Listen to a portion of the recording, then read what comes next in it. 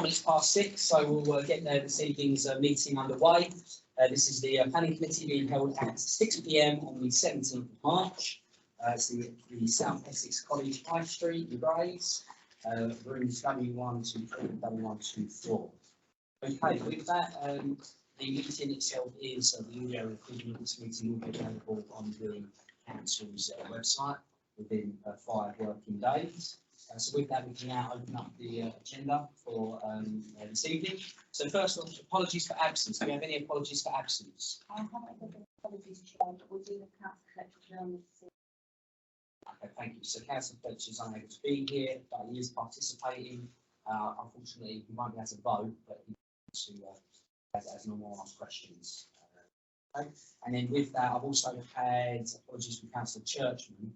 Councillor Rigby will be substituting, but she's not going to be here for 6. I'm not sure what time she will arrive. And obviously, when she does arrive, it's unlikely she'll be able to participate in something we're discussing, depending on so we can keep an eye on that. All right then, so that's apologies. That then takes us on to the minutes of the meeting held on the 10th of February, on pages 5 to 10. Is there any comments on the accuracy of the minutes? No, Chair. No. Okay, so we're happy to approve those. Excellent. All right then, so items of urgent business. There's no items of urgent business, but you would have received earlier on today the long list. Obviously, hopefully that will now become a regular email once a month, just so you've got a good rough idea of what's coming through. But there's 11 items at the moment lined up for the meeting in April.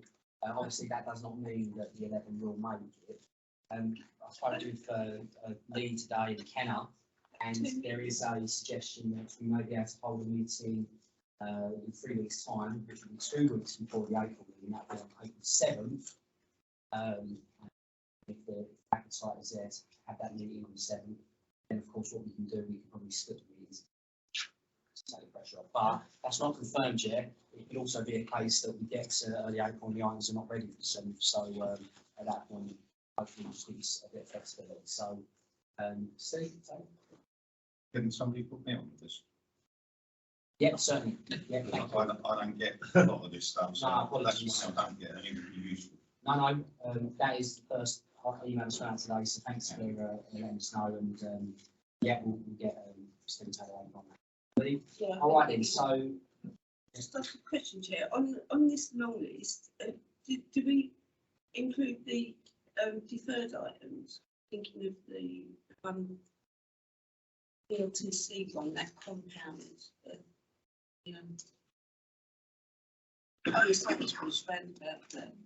yeah, that's yeah, it's on the list, yeah.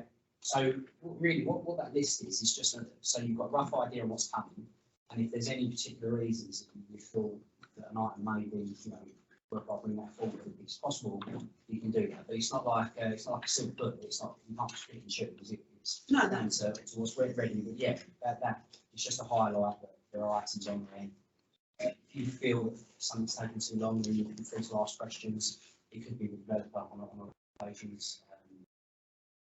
So, all right, then. So just keep the same. Hopefully, within the next week. Okay. So with that, now move on to declarations of interest. Now I'm only after declarations of interest. I'm really declarations of interest on any of the items this evening. Councillor Howard. Thank you, Chair. Items 9 and 10, I live in Wolf Road, but these items don't affect my property, so I don't mind on the issue. Okay, thank you.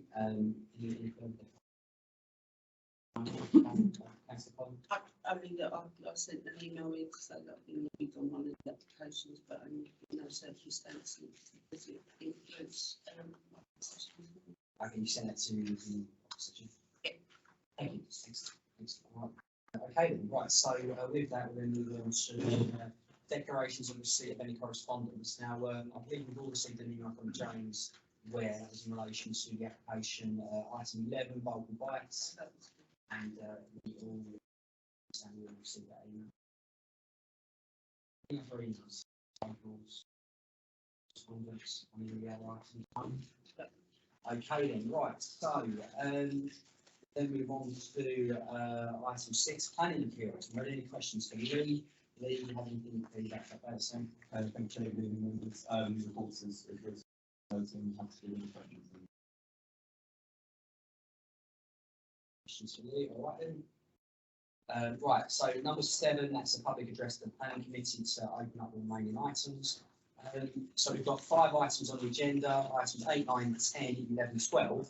On the basis, I think we've got a few residents here, a few councillors here this evening, and on the basis that we don't have any speakers for the 2 applications on Wolf Road, which is 9 and 10, I'm going to move 9 and 10 to the back, and we will discuss Churchill, then we'll go on to Bolton Bias, then we'll go on to Cherry Wall, and the final 2 will be our 2 applications on Friday, and that's beautiful. Right. So yeah, let's we'll move on. So without further ado, that then takes us on to our first item of the evening, which is item 8. That's 21/2184, 7 Churchill Road. That can be found on pages 29 to 32. And Nadia, when you're ready, if you can so kind as to present your report. Thank you. Good evening, Chair. Good evening, members and members of the public. Excuse me, I don't want to have my back to you, but I need to turn a little bit to see what I'm doing. Thanks.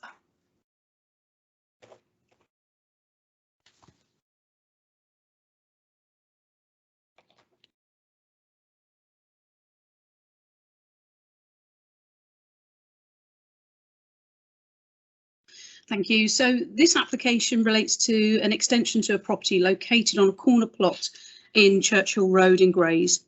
The application has been called in for determination at Planning Committee due to concerns relating to the potential use of the extension, along with the traffic and amenity impacts of the proposal upon surrounding residents.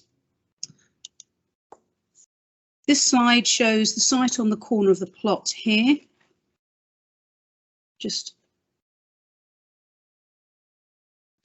So hopefully you can see my mouse there. So this is the corner plot here on the corner of Medlar and Churchill Road. The proposed extensions would be to the north and east of the dwelling. This is a rotated image of the site showing the side of the application site where the extension would be located here. And if you see my mouse here, it's on this side of the plot here.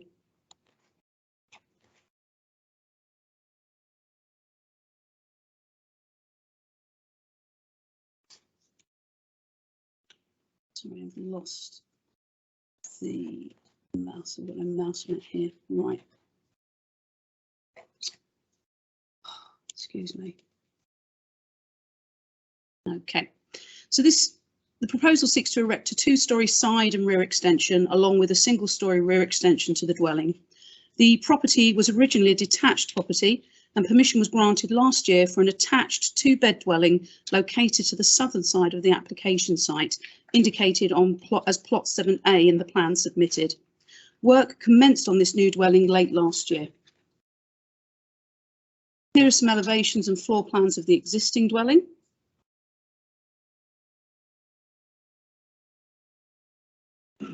And these are the proposed floor plans and elevations showing the extensions.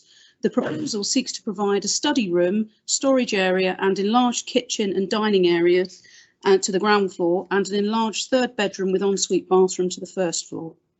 The ground floor side extension would measure 4.3 metres in width and 8.7 metres in depth and would wrap around the rear of the dwelling, extending 4.3 metres from the original rear elevation.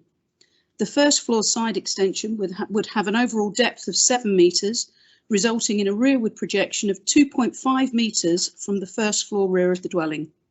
There are no objections to the proposed roof design and choice of materials proposed. However, there are concerns with respect to the impact of the proposal upon the character and appearance of this corner plot and the immediate street scene. Some images of the site. This is the application site on the corner here. The width of the 2-storey proposal would result in a separation gap of 2.5 metres from the flank of the extension to the back edge of the footpath, in comparison to the existing separation distance of 6.8 metres. The visual impact of the extension would be exacerbated by the loss of the trees that were previously on this corner in the front garden of the site. This is the dwelling viewed from Churchill Road, with the construction of 7A visible on the right-hand side here.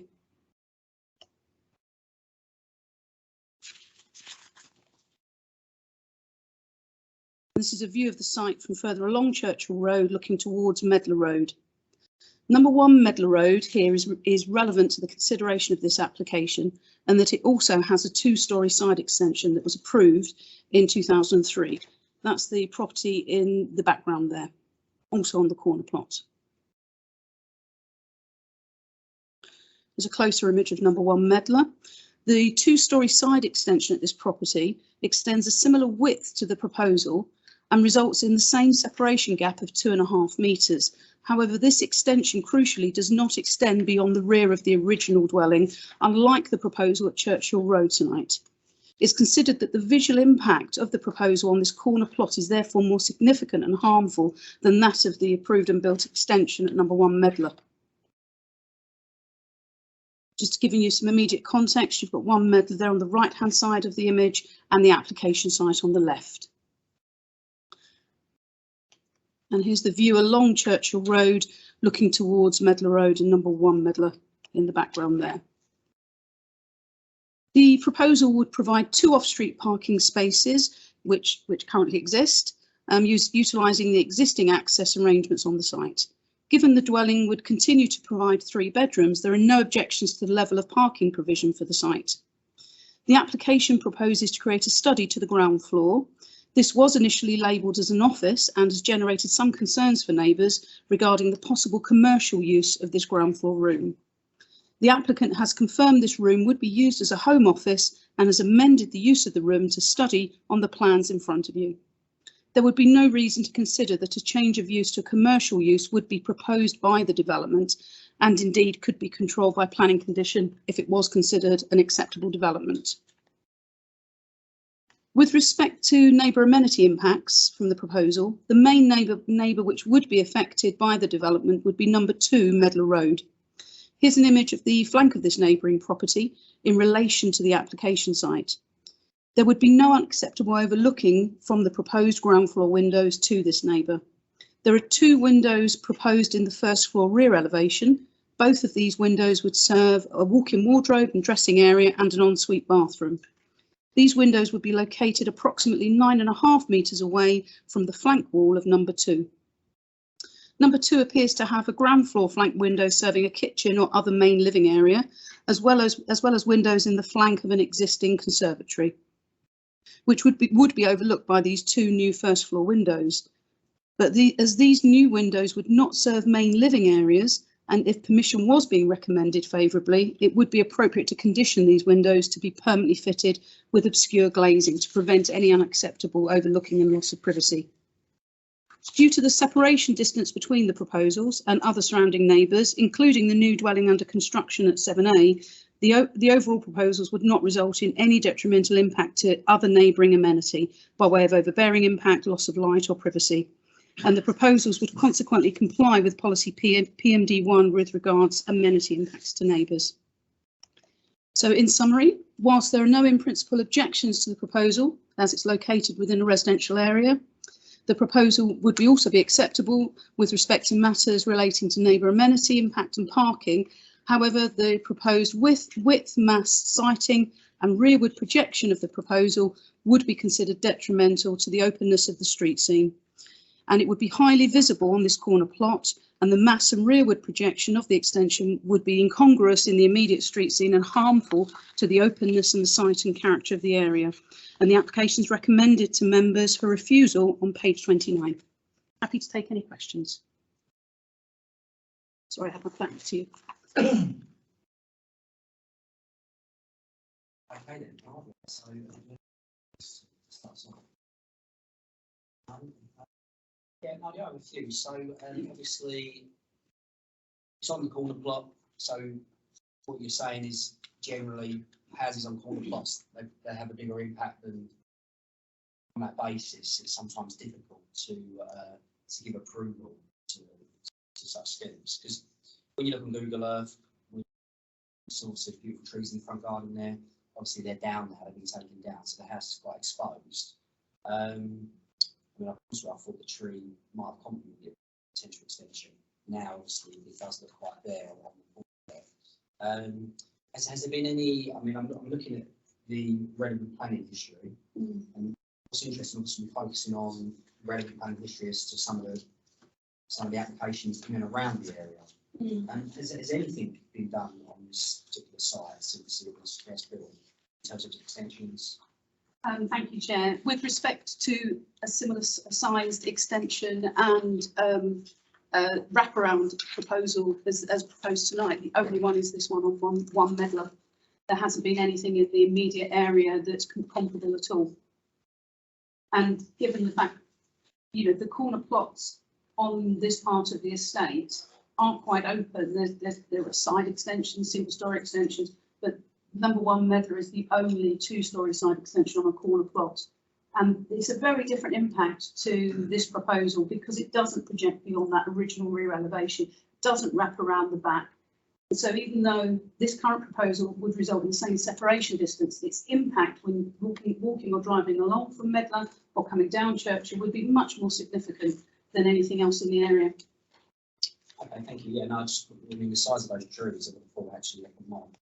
Protected it potential extension, protection. So, I think the loss of the trees is exposed. And is there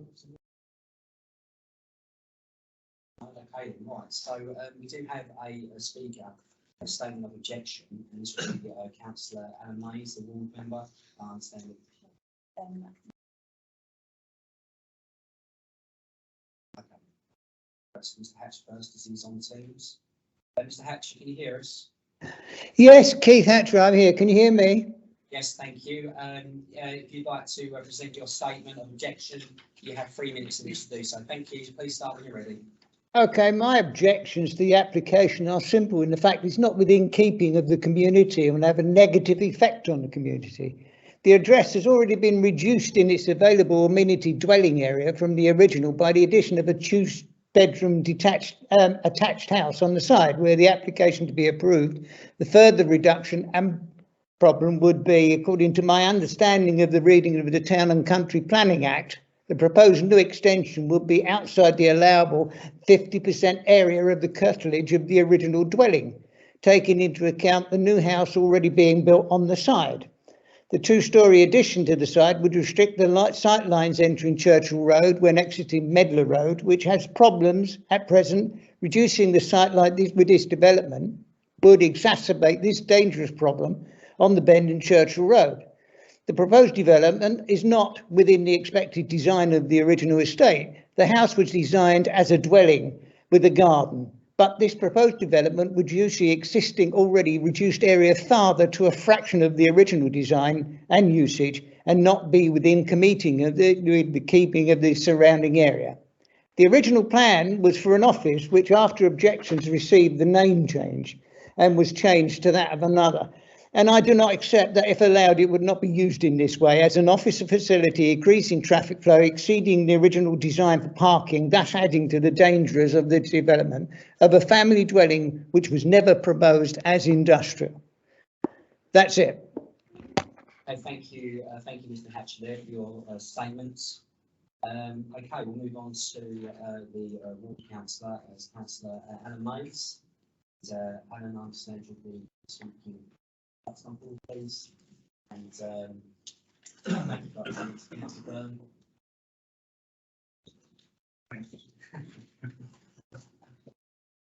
Or stand. Sorry. I don't wish to repeat what's been said because I believe Mr. Hatcher and Nadia has put all the points across.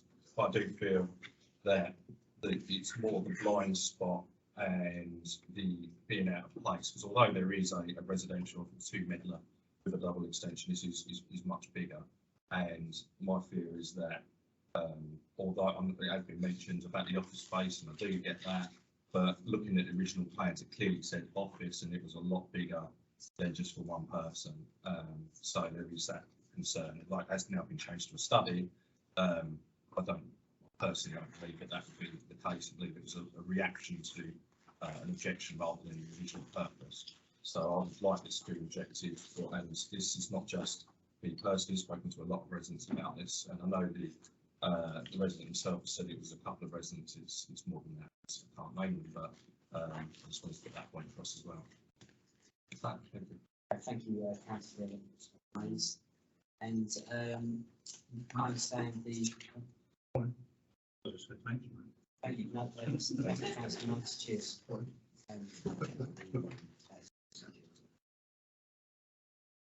And in relation to the statement of support, I understand the applicant is not here this evening. So with that, we will move on to votes. Okay, so who would like to start with the votes? Thanks, Chair. Nadia, I probably should have asked this in questions, but some other things have brought this to mind, I guess. Churchill Road, online to think that's the road that's going to lead into the development that's going to go on as and Manor Road. Remember that there's that whole thing that's gone on and on and on. So that development was approved. Yeah. Is so we drove down at one point. It wasn't yourself, I know. We drove down to the end of a turnaround kind of, and that was, as I understood it, the entrance that they were going to use. Yes, Chair, that it does, the road does end in that fashion. And from my recollection of, I can just go back to the aerials of the aerial images and I'm trying to picture the local plan map, but where we are. I haven't got it all on there, unfortunately. But Churchill Road does end in that turning head there. Without checking, we'd have to check the local plan map. I can't confirm that, but I believe that's the case. Right. That was my recollection of it. I don't know if Lee or Jonathan recall anything further. Well, that's my recollection of it, and I seem to recall that was one of the access routes onto that new development when it's built. So if that's the case, it would be reasonable to assume that the amount of traffic coming past that junction is going to increase significantly with X number of houses being used. That would be, is that a reasonable assumption, do you think? Well, we don't have any planning applications in relation to that at the moment, and that would be subject to separate consideration anyway, even if there was a broad sweep of indicative, residential use. But you know, without looking at any proposals, we can't really comment on that. What I can say in relation to this householder application is the access arrangements are not changing, Chair. The parking isn't changing. There's no requirement for it to change. And in fact, when you look at the proposals with respect to the siting of the extension, nothing comes forward of the original front wall. And looking at the images of the street, you can see that best image is probably there actually, that the extension wouldn't obscure any vision when any visibility when you're coming out of Medlar Road at all or driving down Churchill Road. So I wouldn't consider there to be any highway safety concerns from this proposal. Okay, thank you, Nadia. I just, in my mind, I was trying to remember other things that were going on, and you're right, this is a standalone application. It was just a question, but thank you. Okay, thank you. Yeah, no, thanks, Steve, because obviously after speaker statements, we'll just open it. Other questions? No, okay. If they put bushes around like next door, would that make any difference? In what respect? What would it make? I don't know, would it look the same? Well, no, the character in, sorry, again, I don't mean to point back to you. It's a bit awkward in this arrangement tonight, to be honest with you. But with respect to what they've done at Medlar there, I don't actually know if that existed previously. That's certainly their front garden in the same way the front garden at 7 Churchill with the trees was their front garden. The separation distance between the flank of the extension and the footpath, whether there's grass verge or vegetation there, would still remain the same. But what obviously is there is an extension, would be a very bulky extension that would wrap around the back. So I think the concerns about the actual built form would remain the same. I do personally and professionally think it's a loss that the trees have been removed.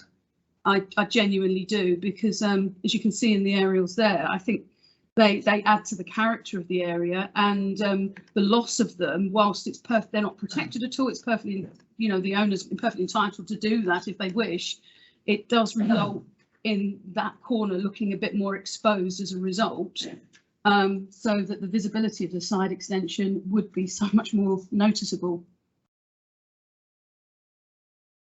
And should they get permission and turn that from office to, or study the what that? Well, If if study, then they walk in and it becomes straight away an office. yeah, thank Yeah. you, Chair. If I can, it's the proposed use of the room, whether that's a home office or a study.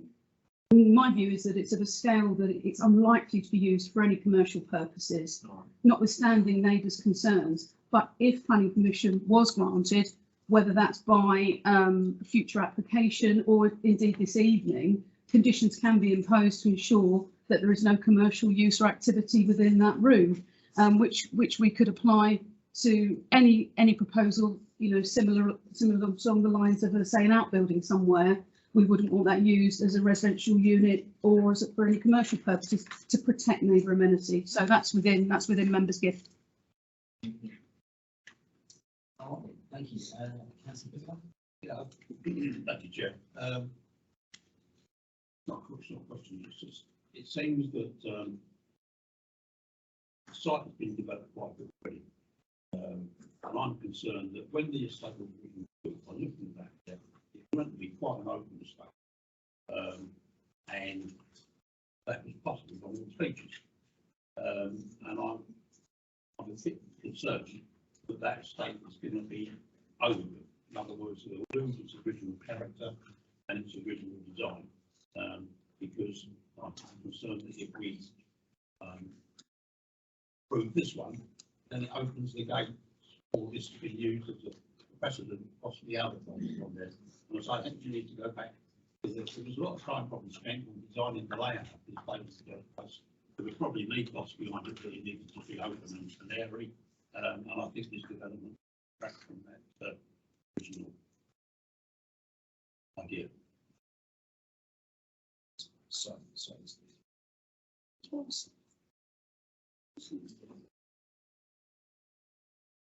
Any other questions? No? Okay, right, so we're heading to the vote. Anyone would like to start the vote? No, okay, so we do have the officer recommendations for refusal. Obviously, I suppose there is a little bit of concern that the site has already been previously developed. Generally, I'm not a million miles away from looking at the extensions too excessive, because I think the plot's quite big. But I think the removal of those trees has caused a bit of a problem. I mean, when you look on the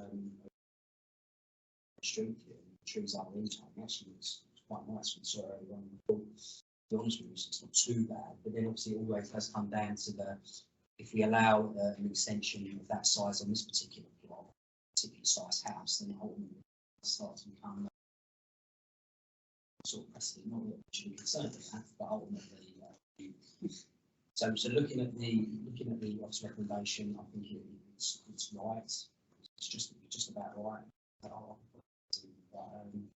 So not million miles off. I just looking at the schools. The office, I know there's been a bit of an emphasis over that. Personally, I don't see a home office as particularly so, but that's going to cause a huge impact on traffic in the area.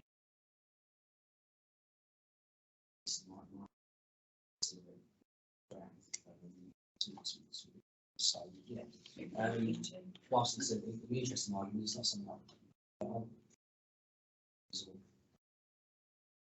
have anything else to add. Okay, all right. So with that, there's a recommendation one. It's page 29, and that is to refuse. I recommend Councillor Lydia seconds that. All those in favour of refusal, please raise your hands. Okay, and there's 8 members, and that's the unanimous 10. Yeah? Okay, thank you. All right, thank you everyone for that. That's now agenda item 8, offsite recommendation refusal. Okay, so with that, there's just been a change in the agenda. Of course, we're now going on to item 11, which involves and by 206 London Road. That can be found in pages 59 to 72. John, when you're ready, please proceed with the report.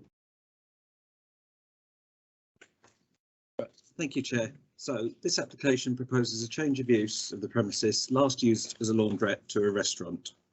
An extension to the building has also already been carried out under permission issued last year.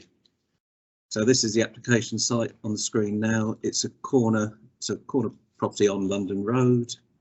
From the aerial photos, you can see it's part of a residential area, traditional terraced Victorian Edwardian properties.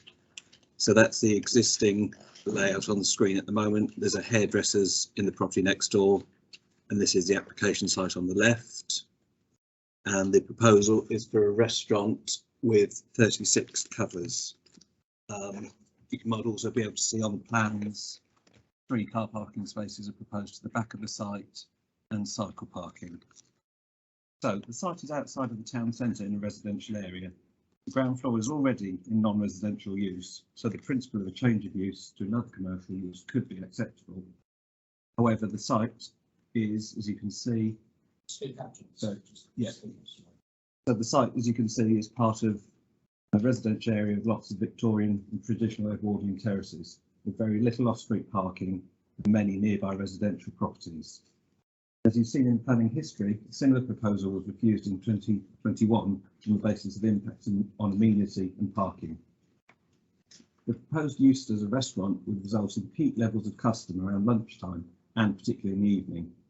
In relation to amenity impacts, the restaurant would be particularly busy in the evening and at night, when residents nearby would be expecting quieter levels of activity. Given the location of the site and proximity to nearby residents, it is considered that the proposed use would have a detrimental impact on nearby residents as a result of noise and disturbance caused during operation. The proposal was therefore considered to be contrary to policies PMD1 and PMD2 in that regard. The second major concern about the proposal, as the last application, is highways. As shown on the plans, there are only 3 car parking spaces proposed, and those are for the unit and to be used by staff. And the plans show 36 seats would be provided. There was a transport statement submitted with the application, and that's being considered by the highways team. In terms of issues, these photos were taken this morning by an officer on the way into the office before work, so people would have started to leave for the day, people driving, so there wouldn't be as many cars on the streets as there would be in the evenings. So similar with the amenity concerns outlined previously, the use would be likely to be busier over lunchtime, in the evenings and at night. Particularly in the evenings at night, nearby residents would be home from work, will be parking on the residential streets. The provision of a restaurant in this location would be likely to lead to a high level of on-street parking, which would not be met on site and would lead to harm to pedestrian and highway safety in the area. And for that reason, it's also contrary to policies PMD2, PMD8 and PMD9 of the core strategy. So accordingly, recommendation is for refusal on neighbour amenity and highways grounds. Okay, thank you, Kevin. Thanks for that.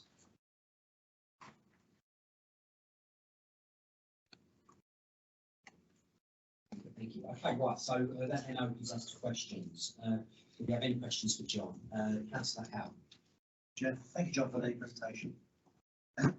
The previous use for laundrette, obviously that would have attracted its own associated parking issues by itself.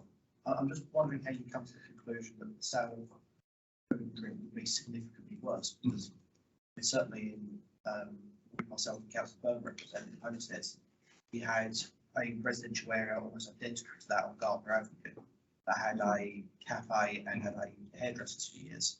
It did intensify a degree of parking issues, but no more than any other particular area. So I struggle to understand why you would say that it would be far worse than a laundrette, because either way, that site would have always, if it was active, attracted a certain degree of intensification of parking. So why would this version be excessive?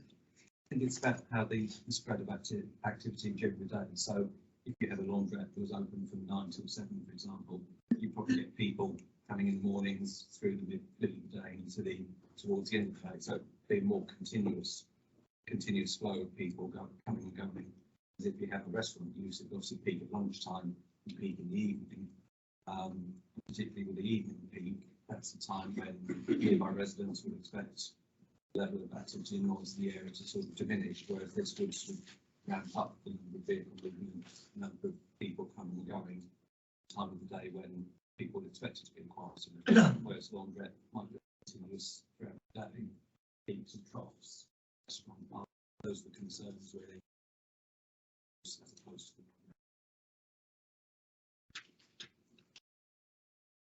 Councillor Polly and Councillor Bone. The photo that was taken from the side has excluded the bus stop that's just to the left of the job, and where the person's took the photograph from, there's a bus stop just there right as well. So, I mean, I travel this road. I live in Purfleet. My place of work is in right, so I come into the office. I travel this road quite.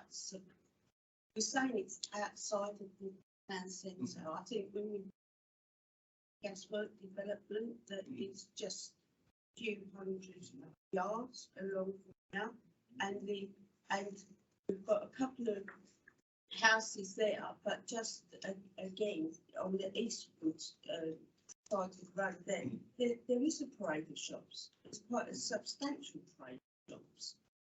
So and this I mean there will always be issues about traffic on the roads, and you can always a former developer South Stifford. I mean, it was always about contention with residents.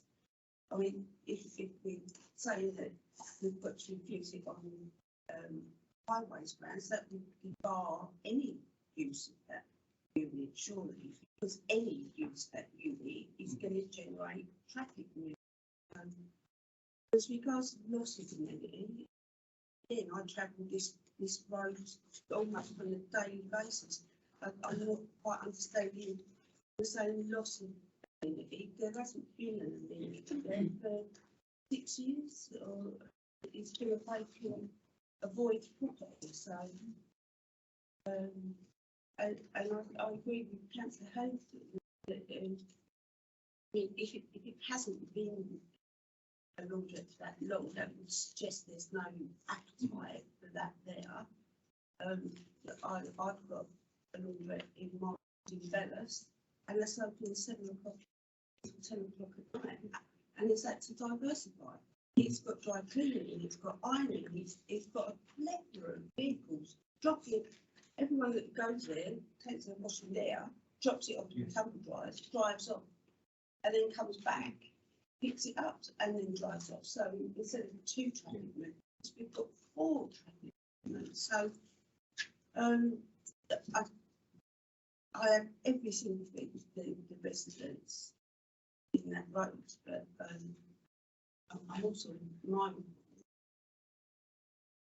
some of the representations, these are not online options, come anonymously from anywhere within Thurrock.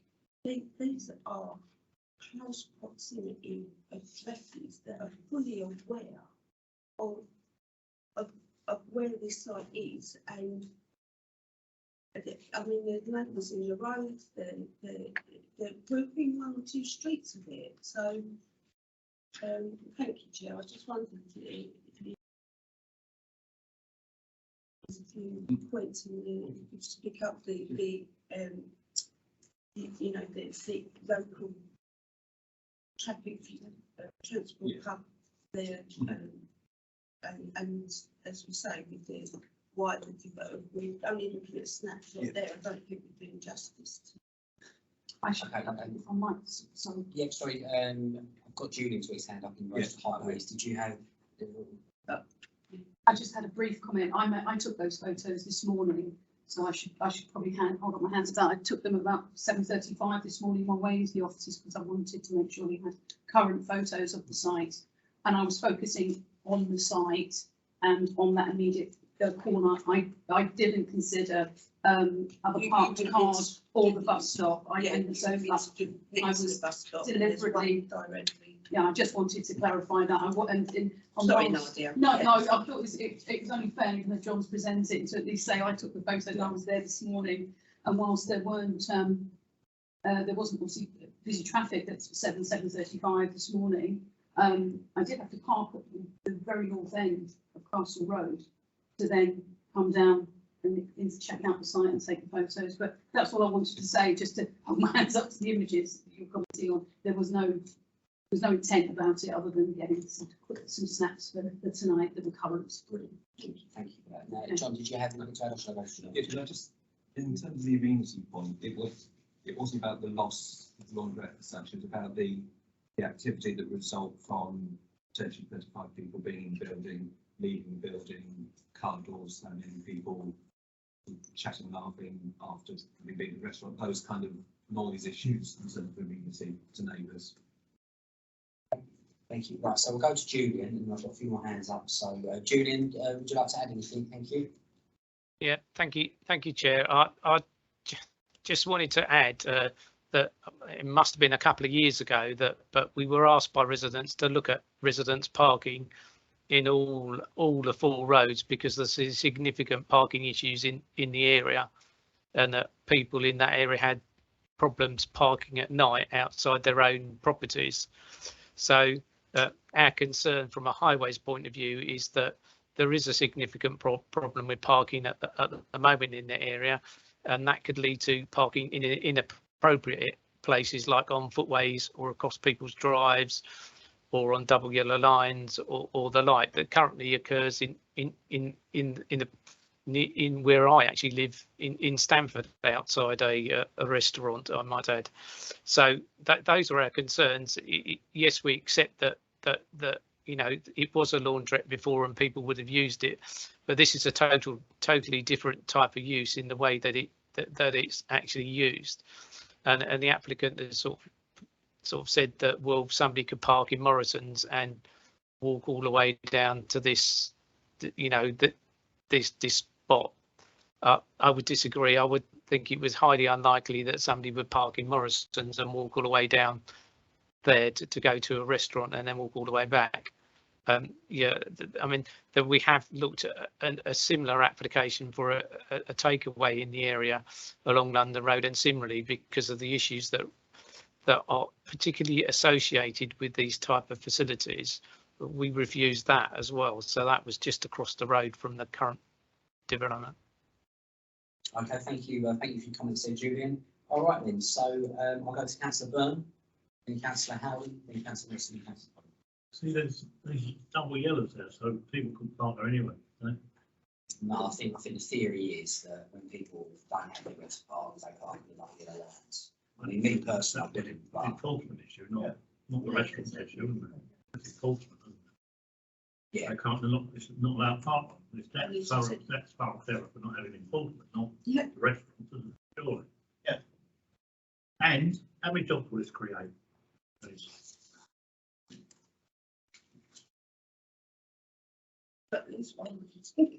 We've got cook, waiters, bar staff. From memory, it was six overall, not full time, but 6. A lot of jobs.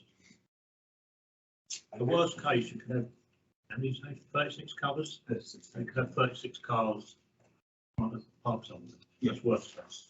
Okay. Thank you. Okay, thank you. Right, so from that we'll go to Councillor Watson and Councillor Howard. Okay,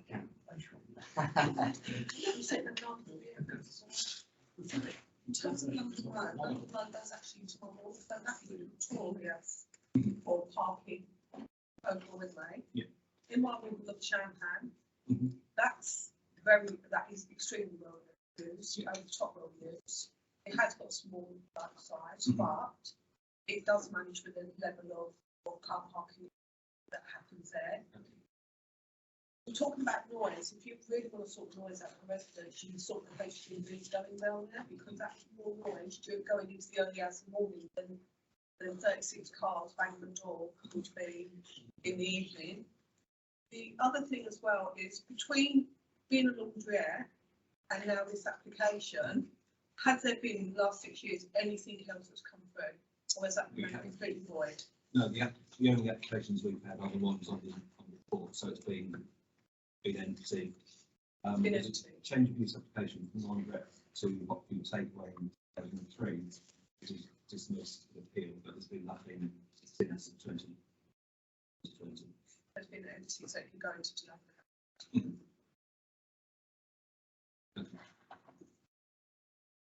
Okay, thank you. Right, from there we go to councillor. Jonathan, obviously there are quite a lot of local people to this application passed, but I'm slightly confused if the figures keep getting quoted. But I appreciate they're not all your figures. Yeah. So Pauline says a petition of 600 people in favour. The actual petition received was 28 something. 268. So was that a physical petition, or was that an online? It's physical. It was attached with the. Yeah, we've had a petition in, I believe, I can't get to the system at the moment, I believe it, yeah, I believe that was a physical petition. I haven't seen the one with 600 signatures, but what we've shown on page 62 and 63, yeah, those are the representation we as the planning office have received. Right, so 39 letters, 39 letters that sit in isolation to be 268 signatures. There was a note underneath that. Yeah, but there were two that. So, can you just clarify? The two that were on the supported column and then wrote a letter of objection. Was that because they changed their mind, or because they signed a petition accidentally? I don't know. That was just maybe they've signed it, didn't know what the petition was for potentially. Right. Thank you, John. Okay, thank you. Right, so a few more hands up there. I've got councillor Piccolo, councillor Holly, Fletcher. So go, councillor. Yeah, just a quick question, not Bob. And it relates to this in a roundabout way. But I understand we're doubling the number of enforcement officers in Thurrock in Alteration. That's been hugely all over the place, and it's meant to be going, as far as I know, it's going ahead. If that's the case, then obviously double yellow lines. It's also going over. It's also going to the electronic system as well now, which means it'll be far easier for that to be monitored and policed, especially with double the number of enforcement officers. And that's round clock as well, is it? Round clock sort of. I think it goes up. I don't even. It's not round the clock. I think they can operate. I'm quite on that. Second, I think they are. but not past them. I don't quite know. Does anyone know that one? I just know that they do. That's my point. Yeah. And they start working at 7. Unlikely that they go around the clock. Right, we'll go to councillor Holly. Look, thank you, Chair. I mean, Jonathan just mentioned the point about, and I'll expose my ignorance here. Too generous is a different categorisation in the planning that I wasn't familiar with. I mean, the shop next door is a hairdresser's. If they'd applied to be a restaurant, they wouldn't have even had to come to committee, as I understand it, with the new planning. They could have just opened without us even having the opportunity to perhaps do some conditioning or something to help the residents with that. I mean, that's not the case, and actually I'm quite pleased they haven't, because that would have been adjacent to that house next door to it, so it would have been even more inconsiderate. I think so. We mentioned that there was a hot food takeaway, which, as I understand it, and I'm happy to be corrected, it could, under this of too generous, B, accept it's one of the uses that would be allowed, looking under Class C, is it? Yeah, you can't move from the laundrettes without having permission to another use. You are correct that you can move around. PD rights changed in 2021, so there's more scope to move to Class C use, sort of town centre type uses. So would you include the hairdresser, those, yes, those type of things. Yeah. So in terms of what you've said, the sewage unit technically means without class, so it's something that usually fits into any of the groups. So with this one, they do need permission to change to a restaurant. It doesn't mean it can only ever be there, does it? No, it doesn't mean it can only ever be on there. It could be another use that officers might find acceptable. But no, it doesn't mean it can't. It doesn't mean it should stay on that correction. No. I mean, you thought of a hot food franchise there of some, you know, Domino's or against those, but you mentioned then the amount of mobile kids and Uber Eats and things like that junction and with this. You can't, sorry, you can't, within the sewage and waste class, you can't move around different sewage and waste. So Yeah, right. so yeah, so it's really compact, but you can't move. But you can move down. They can't move. So I mean, I was struggling to jump in just because the open statement was it's not within a town centre framework, and yet here we have classification of a unit that denoting as a town, it says the classification, so it's in the full house. You can have creative shops. You've got the property, you've got loads of shops which are uses that would also come in the centre. Isolated shops like uses that you've all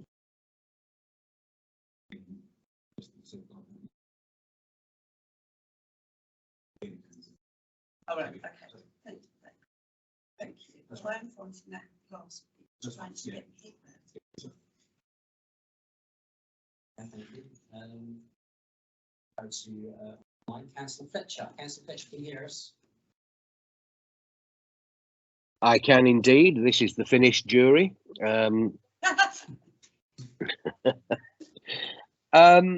Just really a couple of points that that occurred to me listening to what's been said. I think, I mean, somebody's already pointed out, will you get traffic when, with a laundrette? But I do believe that the amount of traffic with any decent sized restaurant is going to far outweigh the odd couple of families at most that you get in a laundrette at any one time. So I do think there is a difference in scale that needs to be borne in mind. However, one thing that strikes me that, okay, we're saying that one of the reasons for refusing this is that it's out of keeping with the residential area. How much effort has been made to find out how the people of that residential area feel about this development? So I mean, we've had this this petition done. Has that been done by people in the street, in that particular street, or is it sort of from a wider area? Broader question, what do we know about how people around that premises actually feel about it? Thank you. So yeah, so John, just looking at it, so you've got nine representations of objection. You've got quite a lot in relation to the petition, but from the online comments from the petition, what's your feeling? Is it from all round, or is there a proportion in that area that's? From what I've seen, I haven't got all the documents with me, so I think it was a mix. But if you've got 600 signatures on the petition, it's going to come from a wider area than just the immediate area. Those people might be looking forward to having a restaurant for a reason they wouldn't have to deal with the day-to-day activity. Yeah. Oh, absolutely. Those kind of numbers, you're going to get a larger number, but I was interested to know how many of those people are in fact the people who are going to be living in the immediate vicinity of this business if it were allowed to go ahead. I don't have the exact details on it, but as I said, if you've got 600 people writing in or something in a petition, might do it from a wider area, why they won't necessarily feel the impacts of that. No. They'll see the So, benefits. so we don't know. The reason I raise that is because we're basically saying one reason that we want to reject it is because it wouldn't fit in with the properties around it. And it strikes me that there's only one way of finding that out, and that's actually talking to or surveying the people in the properties around it. That's- And when I say surveying, half an hour going up the road, knocking on the doors would give you your answers. the consultation process is attracting those comments. We Mm, be able to do that. We wouldn't be able to do that or not being exercised for an application. no. Okay. Okay, Thank you. Question, Councillor Fletcher, or was that it? Yes, it is. Thank you very much. Thank you, North one. Thanks for that. Right, so we'll go on to Councillor Byrne. Question about cars and parking, etc. I mean, I would walk miles for the. How many people take the car to a restaurant and if you're going to drink, it's cab limits? I can't remember, but probably 30 years last drink when you get away from having a few and driving. Not many people actually take the cars. Thank you. I suppose picking up on Councillor Byrne's point there, John, so these standards that we have, so what we're saying here is that you probably expect around about 15 spaces to be provided. Obviously, that's just sort of an average across the borough. Does that change depending on the location? So, here's a good example. Grady is basically just generally, I probably wouldn't drive down. If I was to go to the restaurant, luckily enough, I live in the Crystal Island, so I could probably walk. I do walk 2 days next to the visitor restaurant. But what I mean, one thing I always think is I always like the idea of encouraging commuters to park at stations. But the problem is you charge them so much to park that they're forced to walk. So there's also an element of that in terms of these restaurants. I mean, why would you bother driving? I mean, London Road's a nightmare. What is this just some bulk standard across the borough? 15 spaces for 1 space per 5 square metres, or is there a general consensus that actually, depending on the location, depends on the car use? Might be worth Julian responding on that one. Julian, did you have anything there? In terms of the of car parking for restaurants, I mean, we can only take it as a sort of a general average of a an average type restaurant. So the car parking is based on what is seen as that need in previous surveys and whatever is that have been undertaken of these type of developments. So it can vary, obviously, but it's significant in obviously the popularity of the restaurant. But you tend to take an average, and that's what the average has turned out to be from surveys. A bit like when you do trips data to sites and whatever it is, that's based on a number of surveys, and you get an average number of what seems to be the appropriate number, and then you actually judge that on what's been provided. In this case, we consider 3 parking spaces is a significant under provision. Okay, thank you. And it might be to yourself, Julian or John, I'm not so sure. But obviously for the last few years now, there's a big push. It's all over the country. When you look at town centre locations, next to a train station, build a block of flats there. It's something I don't like, but it's something I'm very slowly come around to. It's probably more from false confidence. We saw it with station. But ultimately, one thing that I think is not quite even is if you was to build flats there, you probably wouldn't need a parking space based on our policy.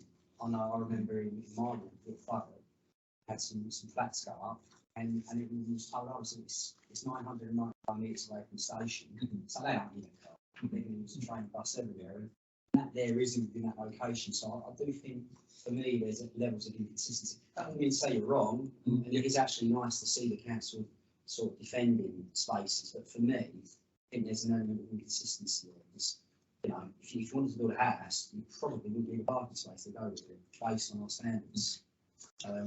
What do you think? I mean, it's was it 500 metres from the station? It's about 500 metres from Morrison's. So if I went to build flats there, I probably would I need space? Julian? Roughly, what do you think? I think, to be honest, our approach at the moment, I mean, obviously the new parking standards have just come out recently, which in terms of accepting a high accessibility with 0 to 1, but it ultimately you base it on its merits. In our current, if I was looking at it currently and you were talking about flats, then I would be probably insisting on 1 space per dwelling plus some visitor parking in that location. Okay, thank you. So just the thing about that is the consistency of visits to the premises. So if you had a residential property, you probably get somebody going out in the morning, coming back in the evening, as the restaurant is a continuous turnover of people. So that's the difference why you probably have a lower provision for something residential rather than commercial with a continuous. It's just when obviously little fire was here, right? Yeah. We built 5 homes on the other side, like this. Okay. Yeah, there was a single space, car parking space. So, Yeah. and that's a lot further than what. It's probably a little bit further. Yeah. But anyway, that's the only questions I've got. Are there any other hands raised? Any questions, Councillor Polly? Just on the point that Councillor Fletcher raised about those representations, I think on the application on the website, the only comments that have been allowed on there are the ones that are in the proximity of the area. From the look, they were Castle Road, Park Road, Rosebery Road. They were all sort of close to the area. There was statements to say that other comments have been excluded as they were not relevant. So I'm assuming that that's the bigger picture that would be like this there because they will. We won't publish any comments that came in that was correctly submitted or didn't have details that were relevant. Okay, thank you everyone. Right, so with that, we'll now go on to our speaker statements. Just bear with us for a second.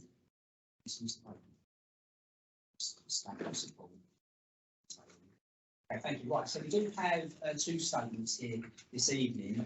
We have accepted a late statement from Mr. Taylor, who's a resident. Again, he did submit that to council. That was on Saturday. Okay, so it was in time. It was on Saturday, so we have accepted that. So what I'll go to statement of support. Mr. P. Bacon, who's a resident, you did something? Yeah. Just you come to the front, please, and sit next to Councillor Byrne. This is gentleman's corner. You can sit or stand. You can stay there if you want. It'd be helpful to be in front of the. Yep. Yes, go for it. Yes. Okay, so thank you, Chair and Committee, for allowing me to speak in support of this application. This application is not from a faceless franchise who wouldn't care about local residents. This is from my neighbour who lives in Castle Road. He's part of our community, and I feel will always have the residents' best interests at heart. We know where he lives, so if there's a problem, we know where to go to. This is not a fast food takeaway that would have Deliveroo, Just Eat, and multiple other moped and delivery drivers showing up every 10 minutes. That would be a nightmare. This is a sit-down restaurant for the community. It's worth noting they have applied for licensing and been successful as there were no objections to the premises being licensed, and the opening times for the licensing are longer than the hours in this very application.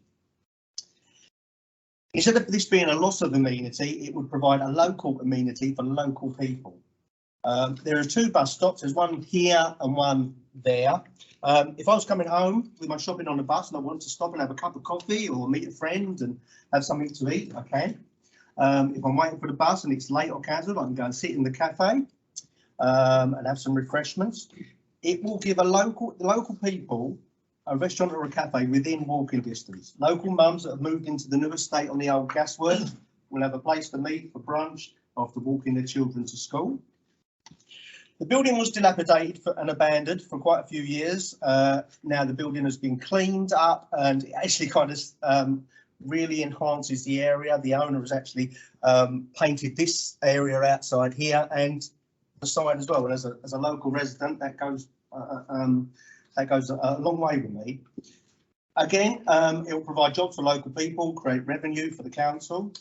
The restaurant is also will introduce a new culture, a type of food in the area that we haven't seen before. It's something that is unique and it's something wanted by most of the local residents. In the past, it has been a laundrette, but had to close as it wasn't able to survive as a business. I'm not sure what sui generis means. I was listening, but I'm not quite sure. I'm not an expert. But if it means it can only be used as a laundrette, it will either stay empty or fall into poor condition. It became an eyesore. Any use of the building will create traffic. So we just asked the committee to listen to the majority of the residents and allow this application. 39 representations of support and a petition of over 260 signatures have been received, opposed by 8 objections. The objections were mainly about traffic and other issues not relating to planning and were not about the restaurant. This hopefully will show the committee how much this amenity is welcomed by the local community. Thank you very much for letting me speak. Brilliant, thank you very much. Thank you. Well done. Okay then, so then we do have one more statement, and that is a statement of objection. And I understand that comes from Mr. Taylor. Mr. Taylor, if you'd like to come forward, and you have 3 minutes in which to present the statement. Thank you. And there, if you want, yeah. Well, you know, looking at that picture, the pictures of the parkings down here, that's a travesty. That's a travesty. But there you go. Right, I'll read this statement out, yeah? Because there are pictures down there. It don't matter what you decide, have a look at the parking when you leave, and you can see the parking. There was an application for the change of use for hot food and drink made by the laundrette 206 in 1998. That was after the laundrette shows. And it was made again in September 203, once again refused. It was also across the road, they put an application in what was the off licence, which is now supermarket, and that was turned down. And every time it was turned down because of the parking. The parking there is absolutely unbelievable. I personally live on the house there. I've had 2 tickets in the last 3 years because when I come up, you can't park there. I do have a garage, but somebody was parked across the garage. The only bit of justice was that the guy parked over my garage got a ticket as well. So that was the only justice. But it is that bad.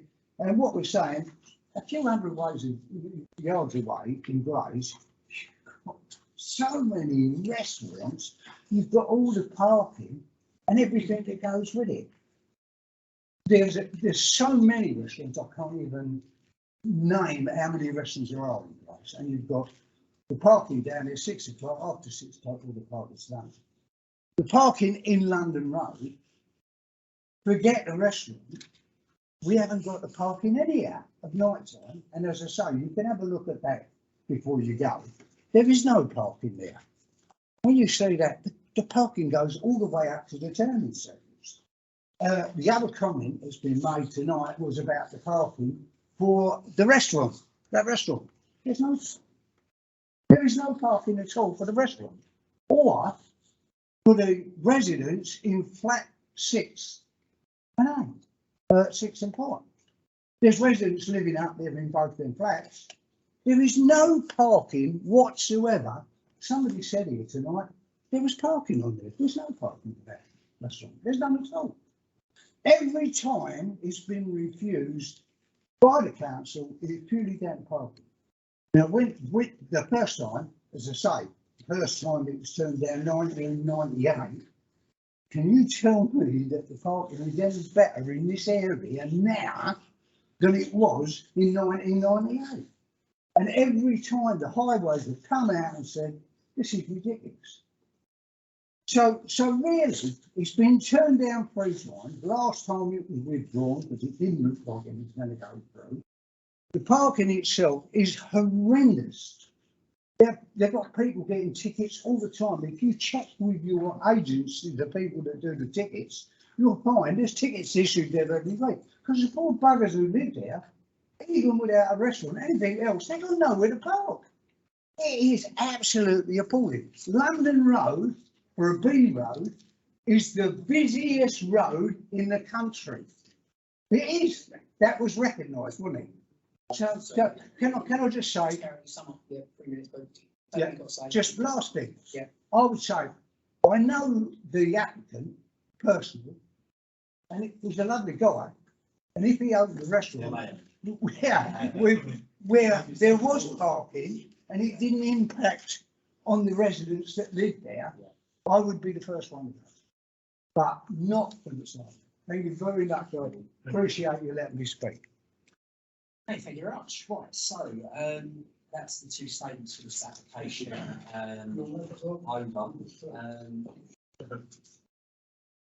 Based on that, there are further questions before we head to the debate. Councillor Burke. Just maybe splitting out. The first speaker was saying cafe, restaurant, cafe. What is it? Is it a restaurant or cafe?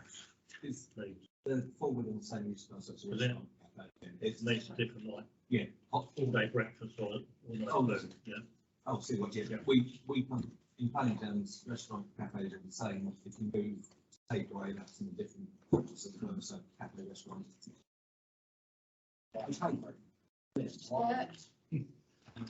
no further questions? Right, so let's start the debate here this evening.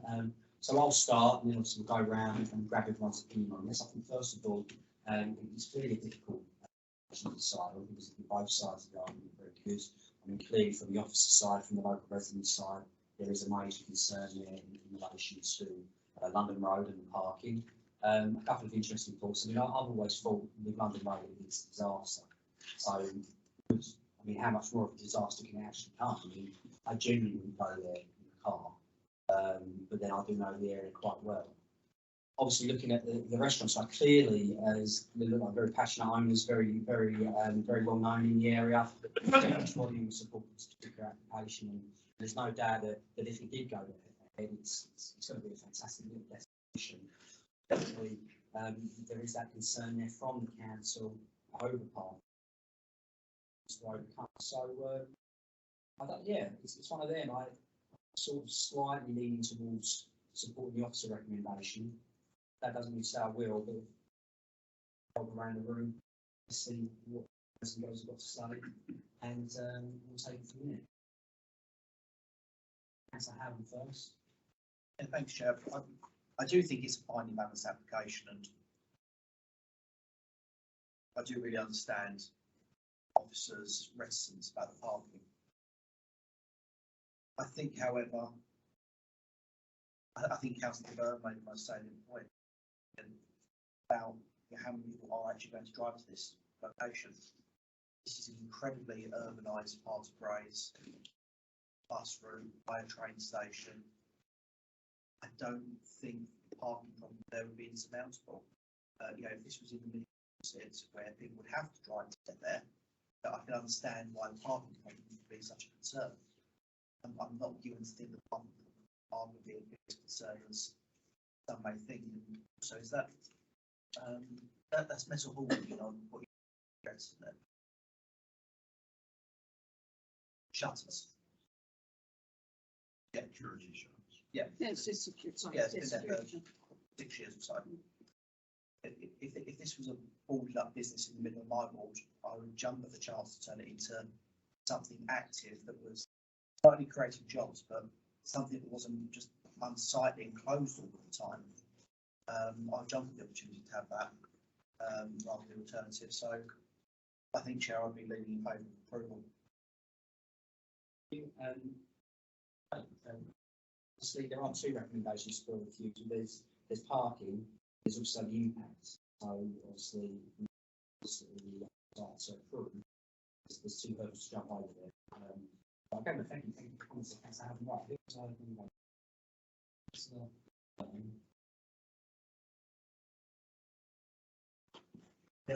Well, I'm leaning in favour of this.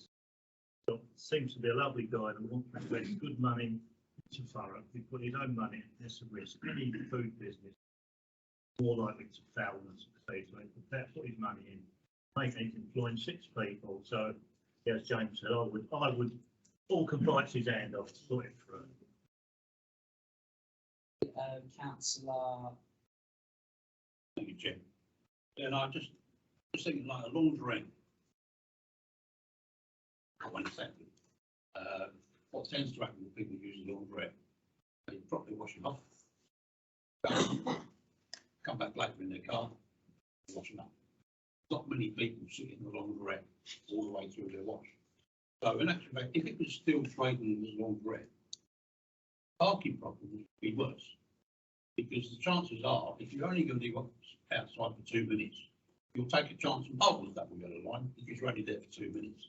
So if it was being used as a laundrette, I could see in actual fact the parking problem being worse than what the rest would be. I think I agree with Councillor Byrne as well. A lot of people nowadays, when they go out something to eat, they will take a taxi or they will take something. You know, people don't like driving out and having a drink. And also from the autos and the feel that I get from what's been said, it's more going to be like a local cat, local residents on that estate are going to use and frequent. You know, it's quite astounding to get that many people sign a petition in favour of a restaurant. So to my mind, that says that people there respect the person that intends to open it up, and they see a need for it, and they will use it as a coffee shop. And they live around the corner, they'll be using the coffee.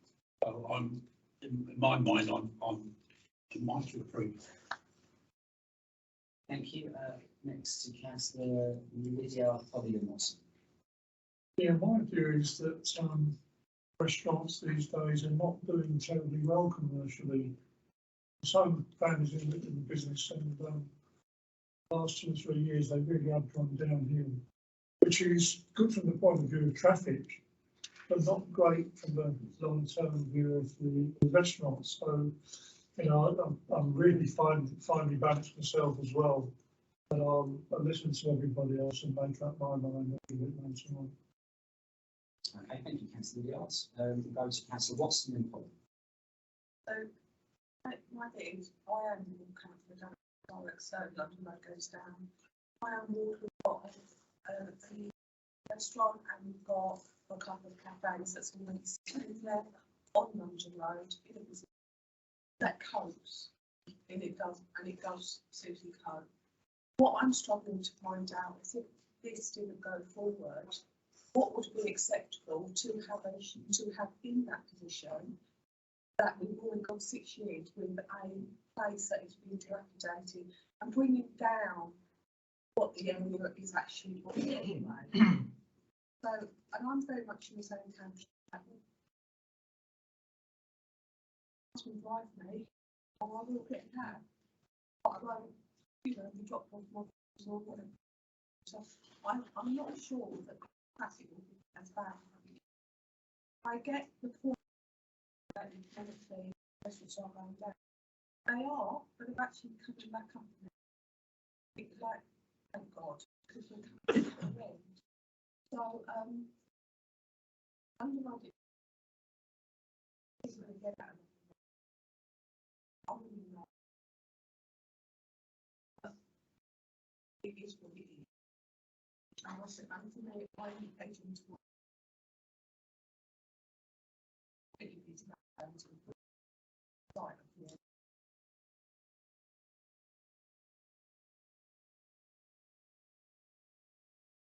Okay, thank you. Right, and that takes us to.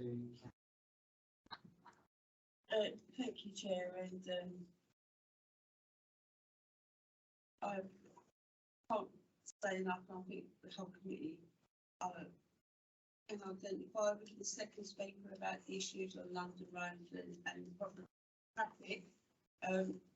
I don't know whether there'd be room there for their residents to speak to the local councillors about parking permits in that road to try and help alleviate problems, whether that could actually be a benefit to for their residents there.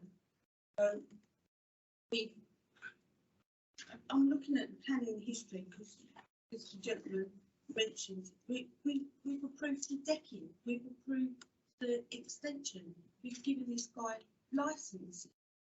And I'm a little bit nervous about whether there's a case of maladministration that we've sort of encouraged, like we've granted in all those other aspects, and now we're saying no because of parking issues. I think that we have exposed ourselves there also. And I absolutely concur with Councillor Pico. The thing that did strike me on the calling was the number of comments in support, which made me think it was an online application. But then when I've seen the paper copy and actually seen the thing the addresses, I think it's unprecedented that and that people have got behind it in this way. We often have speakers in objection because passionately about something, they will stand up and speak on it. But you know, to have a resident come here tonight and address us in support as well. That's not the applicant, not the agent. Again, gives me confidence that this is there's more support for it than there is objection. So I'd be wanting to move against at this point. Thank you. All right. Okay, so everyone else bring us forward. So Councillor Young. Just one quickie. Most of the restaurants you have outside of town, outside of the town centre, this is going to have an impact on the town centre itself. Raises private place as well as worry that a little bit. Yeah, I mean, that's obviously petition, I understand the same. Yeah. Councillor Rickman, unfortunately.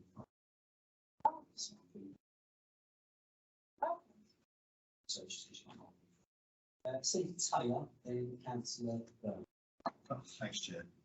I've kind of been sitting there doing a lot of listening because I was in two minds about this right from the start, and like you, I wasn't really sure, so I consulted my crystal ball and was trying to view what this might look like once it's actually, if it were open and operating, and is it something that might look a bit like, and I can't remember the name of it, but there's a cafe along the road to Fobbing from the petrol station. There's a couple of little shops there, and one's a cafe type arrangement. And if it kind of looks like that, then for sure the people there are largely local people that walk to it. There's another one on the corner there where there is no parking, but again, people tend to walk to it. So I'm trying to visualise in my mind what this might look like as a completed project, and kind of listening to the views going around generally, I'm beginning to feel that this is kind of a local, it's like a pub that as a sort of a bit of a unity place. I can't imagine personally at this moment in time that I'm going to get a taxi to go to London Road 3. That said, it might be actually worth doing. I don't know, but I think if I'm going to go to a restaurant, I'm going to go to a bigger restaurant. That I see as somewhere where I might go and meet somebody to have a chat about something local. So I'm in two minds like you, but my crystal ball tells me if it says 36 people and there isn't any room for expansion, it is again. And can't see how it can get bigger. 36 is assuming it's the local. So that's kind of swaying me towards seeing it more as a local on this. But if you like somebody trying to take over a pub and turn it into a restaurant. That's sort of the way I'm seeing it at the moment. So my crystal ball tells me it's always been infallible. It's always been fallible, I should say. Okay, thank you, Ron. So we'll go Councillor Howard and you can turn on hands. Councillor. Yeah, just with the competition thing, if you have competition and they have to fight against each other, it only increases, give the customer, because you have to be better than that one. So it increases our entertainment, our night out, so the food can only be better because you've got people great. So I'll say, yeah, even that food, I'm getting a taxi there, I'm going to the cab. I'm with the. Councillor Howard. Councillor Burns in favour of restaurant shopping. License. I think, Chair, what's really made my mind up is virtually every member of the committee has stated what an absolute nightmare London Road is. And London Road is a bit of a nightmare. I think on that basis, very few people would actually choose to want to drive there because they know parking is a nightmare. I think people who go to the restaurant are probably several thousand people who live in this very urbanised part of road, so just going to want to walk to the restaurant. So on that basis, but for me, the parking therefore is just not a tremendous issue.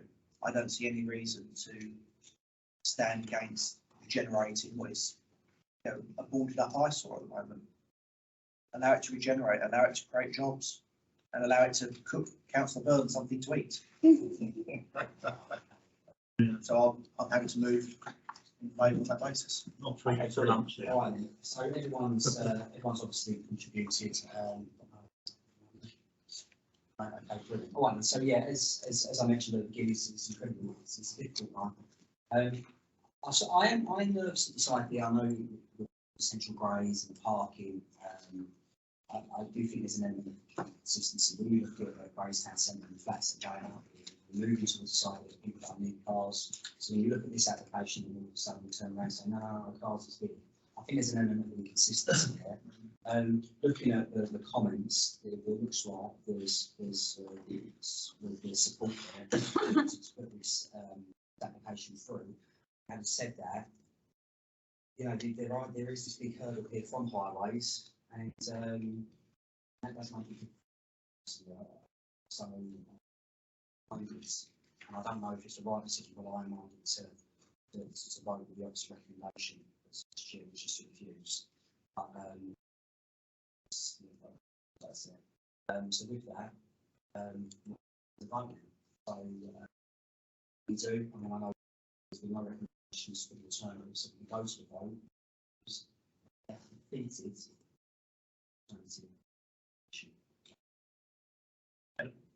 So on page, so on page, look at that page there, look at that. You say, Councillor Burke? 70. So page 70, there are recommendations 8.1 to refuse. There's two reasons: parking and amenity. I'll recommend refusal. Is that seconded one? That's the yards. Okay. So all those in favour of refusal of this application, please raise your hand. Okay, that's 2 votes in favour of refusal. All those against the officer recommendation to refuse. Okay. So that's 7 votes counted. Kenna, that's been defeated, yeah? Okay, would anyone like to recommend an alternative? Councillor Howden and Recommend passage on the basis that this is a highly urbanised area with excellent public transport links. Therefore, he feels that parking concerns are mitigated, and to unwind the loss of amenity. That there is no amenity because that's shut up business for years. So in fact, this represents a prospect of regeneration with no loss of amenity whatsoever. Okay, thank you. Is that seconded? Now, does anyone have anything to add to the housing?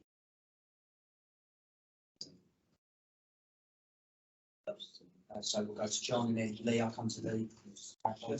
Clarifying in terms of the amenity issue, it wasn't loss of the long credit itself, it was the impact through noise and disturbance, neighbours, so the evening activity is that aspect of it. So I'm not quite sure how.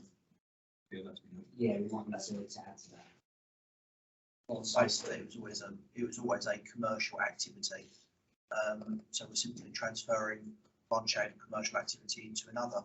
So you'll go down on one side of the scale, but you'll equate on the other side. And in the supermarket, it's open to midnight, it's not going to generate any. No, the income, yes, the of license. Right. That's open 7 million people. No.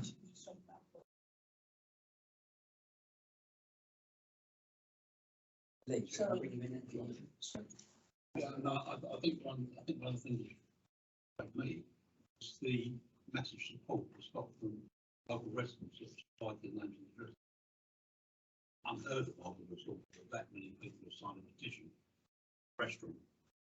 That gives me that what's well, that put it this way, that gives me some hope that it will be used by local people and they won't need to use it. And problem is going to be less. So I've got to say, in actual fact, in my view, as I said earlier, but a laundrette is going to cause more problems with people parking for a couple of seconds and probably get their washing. And someone knowing they're going to be in a restaurant for an hour and a half or whatever, making sure they park somewhere where they're less likely to get a ticket.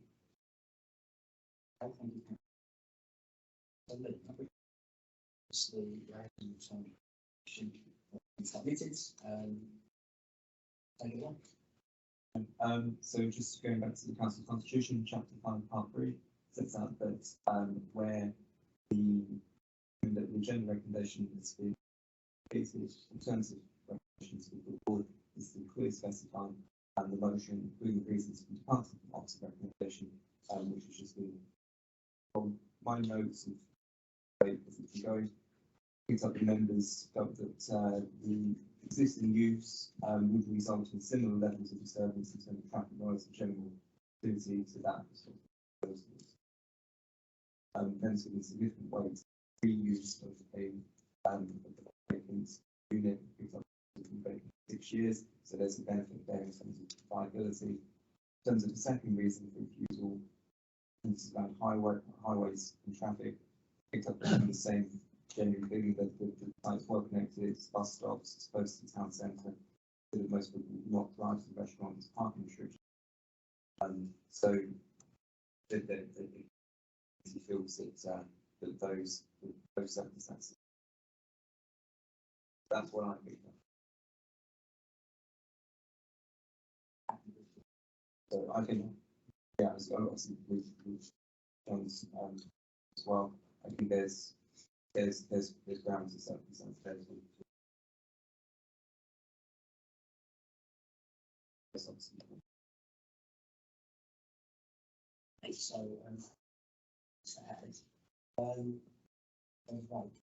What I would say is if the application is approved, we also need conditions to be such typical condition to be hours of operation, preventive takeovers, aids, extractions, things like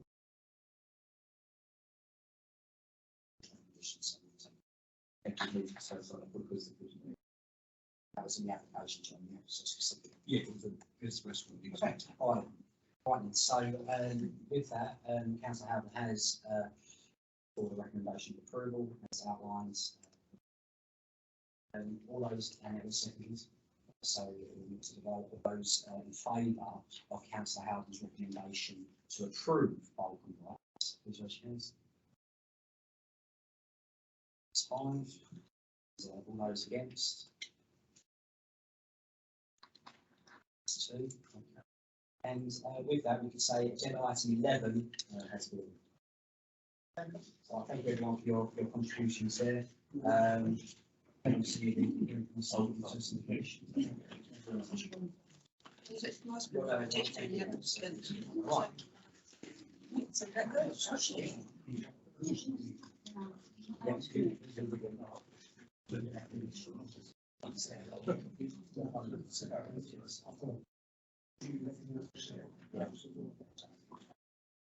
All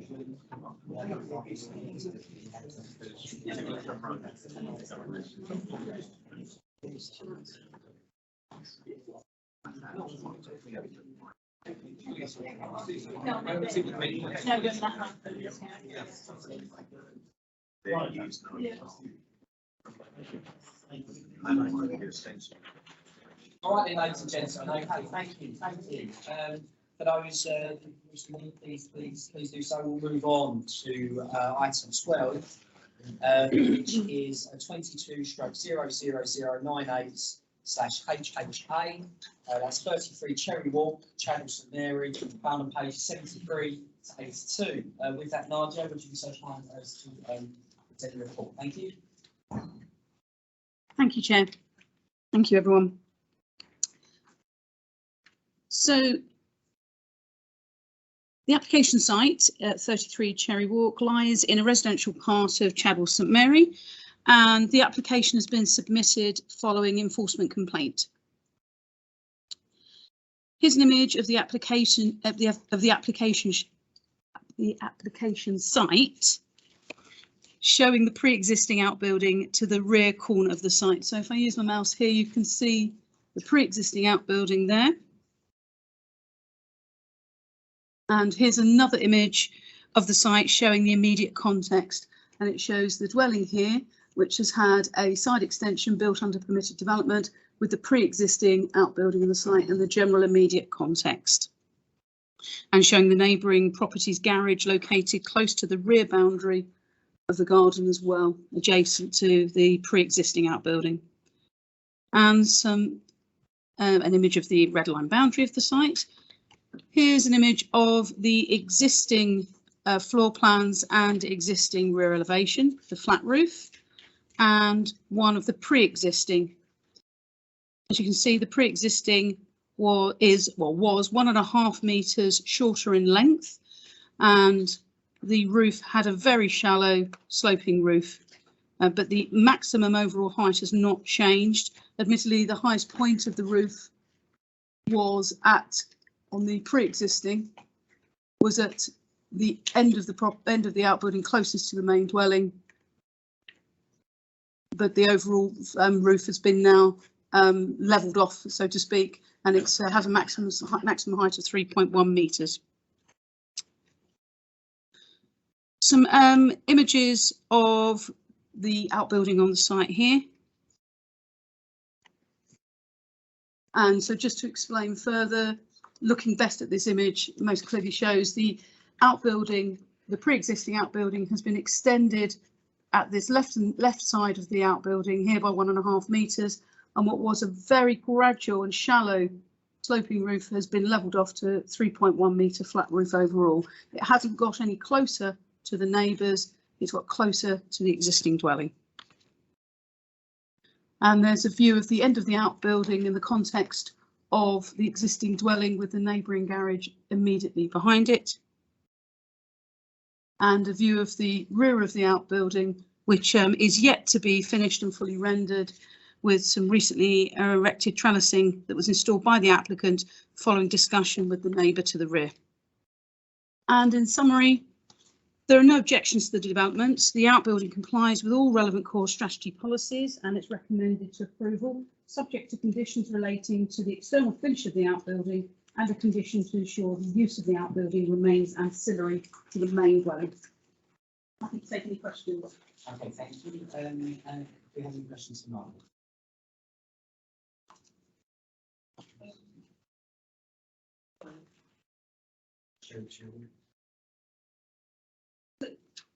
Sorry, Chair, I just got a bit distracted because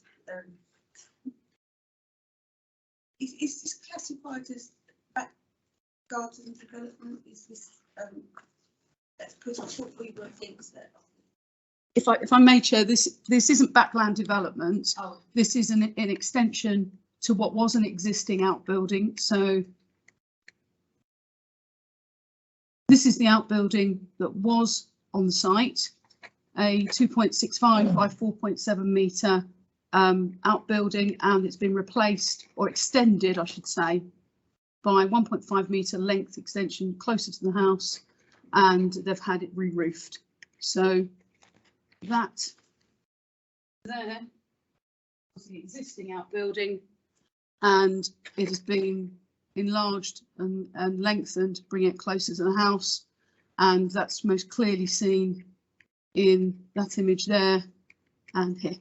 But it's an outbuilding that it only requires a planning application to be submitted because it's 3.1 metres in overall height.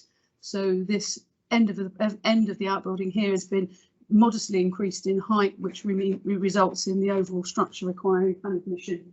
At the time the original outbuilding was constructed, permitted development rights were different then, and it could actually have been a lot higher, which is why the original building didn't require planning permission. It would have been permitted development. But when those PD rights changed in 2008, they actually changed the height of the maximum outbuilding under permitted development within 2 metres of the boundary. But we're talking about the difference of that much in the overall height at that end of the building. Councillor Watson.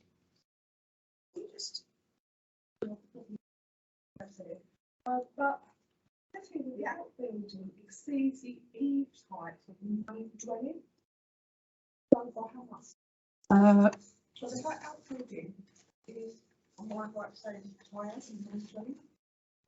There, in that image most clearly shows it. So we're talking probably around about 0.25, 200 mil above the eaves of the rear of the bungalow at the rear there. You can just see it there, and that's purely because purely because of the flat roof that's been replaced on it. It would have had a very shallow mono-pitch roof that was just off flat previously. Right, so no further questions. We'll move on to speak statements. We have two speak statements here this evening, a statement of objection and a statement of support. The statement of objection is from Councillor Muldowney, and you have 3 minutes in which to present your statements. Please begin when you're ready.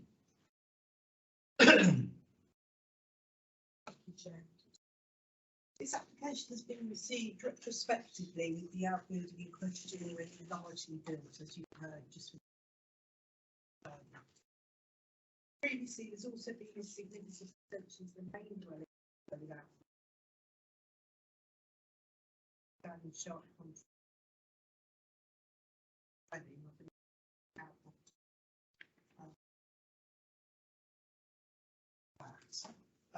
residents have asked me to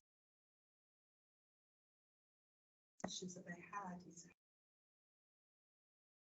have had these developments have retrospective application was only brought as the outbuilding itself covers over Parliament. This represents a gross overdevelopment site. There is no other outbuilding anywhere in the sideline. The unrendered side of the building faces the ground market.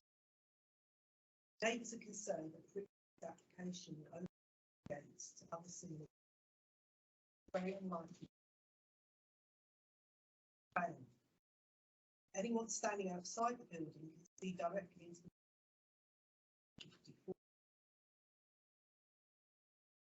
local residents are glad to see that conditions have been placed on guarding residents of the building. The change of use from what now could be habitable. So we are grateful for issues in response to this development has changed. Yeah. I also wanted to bring to the committee's attention, although payment gas objections on planning ground, I have asked for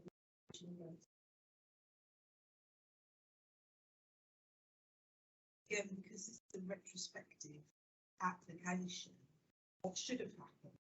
Further should have gas nearby gas equipment. And clearly this is not done because it's built. Development should only have taken place in a version of gas equipment. So if this does actually turn to impede cable gas, so gas equipment.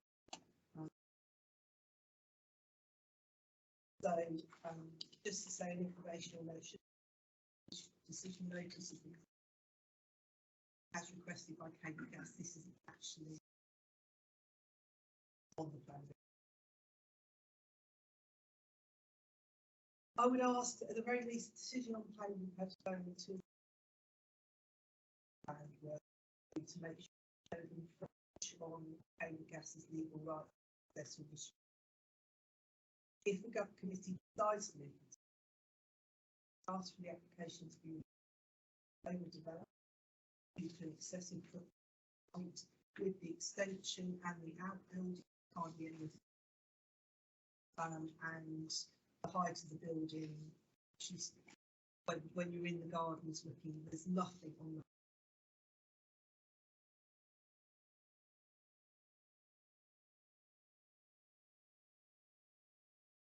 so for the application to refuse on ground road development, potential use of garden shed to potentially have privacy.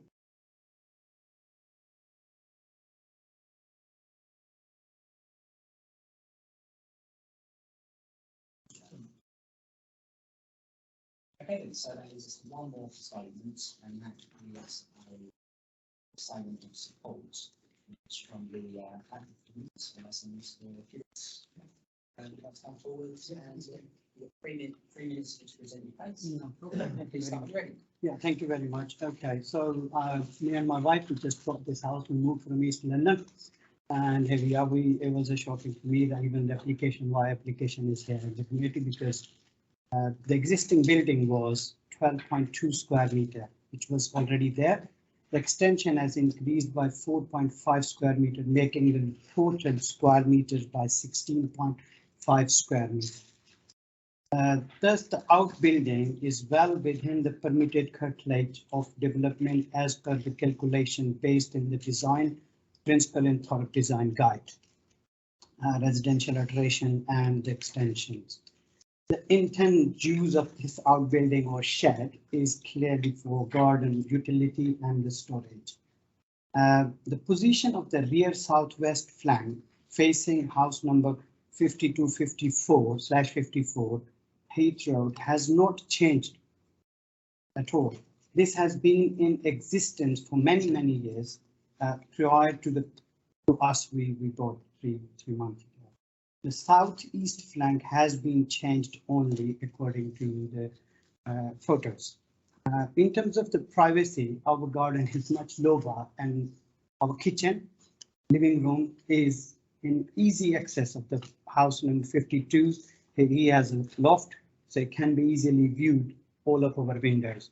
So our privacy could be, which is no, because we neighbors and we respect everyone, not us. Even if I go on a ladder, I won't be able to see their window because it's much lower. That's only one extra point I want to make. Thank you very much for giving me the opportunity. All right, so that's the two speech statements over. So obviously, just a couple of questions there. So I picked up a few from the first statement. So first of all, obviously retrospective, generally not ideal. There's always risk involved, but ultimately not uncommon. Not uncommon, particularly in this position, Chair, I think, because you have a structure that's lawful and that's within permitted development at that time. And I can understand how someone would have thought by extending it that quite modest amount and re-roofing the structure, they could have considered why it wouldn't require planning permission, and obviously cut back to 2008, it wouldn't have required it. It's by virtue only of that modest increase in the roof height in that back corner, which has pushed it over the 2.5 to 3.1, and actually it was at that end it would have been 2.7 then anyway on that lowest point. So it's 3.1 at the front, 2.7 at the back. We're talking about 30 centimetre difference, or 30 to 40 centimetre difference in that new roof, which has made this application come in. A couple of points, so 25% of the garden, obviously, no concerns there. It's irrelevant in the sense of planning application because what's been constructed requires planning permission. It can't be considered for this development, so it's not a relevant consideration. Okay, comments there on the rendering, is that something that's going to be added? Yeah, we've conditioned, in discussion with the applicant has ceased working on the remainder of the outbuilding and wants to finish it, but has advised the council they wanted to make sure they got their decision first, and indeed we've included a condition stipulating that within 3 months on page 79, or within 3 months of the date of any decision in favour, that the exterior of the building should be fully rendered to match. Okay, thank you. And then last question, this issue with is that Cadent gas, so you're aware of, you don't need to. There are no gas utilities where the outbuilding is at all. They're actually towards the front of the site and near the main part of the interior of the building. There isn't an issue with Cadent gas in terms of what's happened to the outbuilding at all. Yeah. And the reason, in terms of Councillor Maldoni's comment regarding the informative that we would normally include, hasn't been included this time because it's a retrospective application and there is no requirement because there are no gas utilities in that site, in that part of the site where the development occurred. So there is no risk there. There is no harm in including it, but it wouldn't actually be doing anything. Yeah. It was So if it came to us first, yeah, it's something you would have said and said, oh, actually, you don't need it. So. we would have flagged it up and said, if this development hadn't occurred, Cadent would have contacted us and said, oh, just so you know, we may have our gas apparatus nearby. Let us know if they're carrying out any works, and that would have been added as an informative if it was a proposed development. We've checked out there are no gas apparatus within the vicinity of that extended outbuilding, and so there is no need to include that informative as a result. Right, no, thank you. Steve Taylor, Councillor Clyde. Thanks, Chair. I've kind of got 3 questions, except one of them you've just dealt with, which was the gas one, which is fine. So there's kind of a question mark been raised in my mind, Nadia, about whether this is meant to be habitable or unhabitable. If I'm in chair, a bit like conservatories and any outbuildings these days, they're often built as you know, with the insulation and to be used as habitable areas. This previously was an outbuilding that was used for garden and domestic storage. It's clearly been built and more modernised. You've got double glazing installed in the front elevation looking out into the garden. It could be used as further ancillary use, which could be habitable, but not as in a living environment. But as an office or something. It's going to be used as an ancillary use associated with the main residential use of the dwelling, not as a separate dwelling, not as an annex or anything like that. And indeed, the applicant has stated it would be general utility, domestic utility and storage. And it's not uncommon in applications like these where they are submitted and there is neighbour concern that we would include a condition which in depth factors on page 80 to ensure the use remains ancillary. It's not used as a separate unit of accommodation, not subdivided and not for commercial purposes. In other words, it's not an independent habitable building, which is my first question. And the other one was the question about privacy. I think the gentleman's probably dealt with that. But I got the impression what was said was that you could see in from the garden, but presumably whether that building was there or not, you could see in from the garden. So nothing's changed. Nothing has changed with respect to neighbour amenity impact as a result of the development.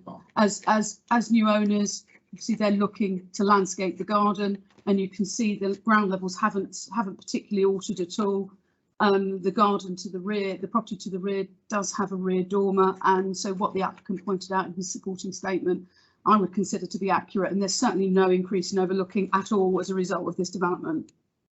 No, so and that was really my question. So the building itself has had no impact on overlooking, and in fact, as the gentleman stated, if anything, the situation is the other way around. which is fine. Okay, that's, thank you, Nadia, that's answered my clarifications. Right, we'll go to complaints. Does anybody has? I'm sorry. I'm just on retrospect. There does seem a lot of these happen.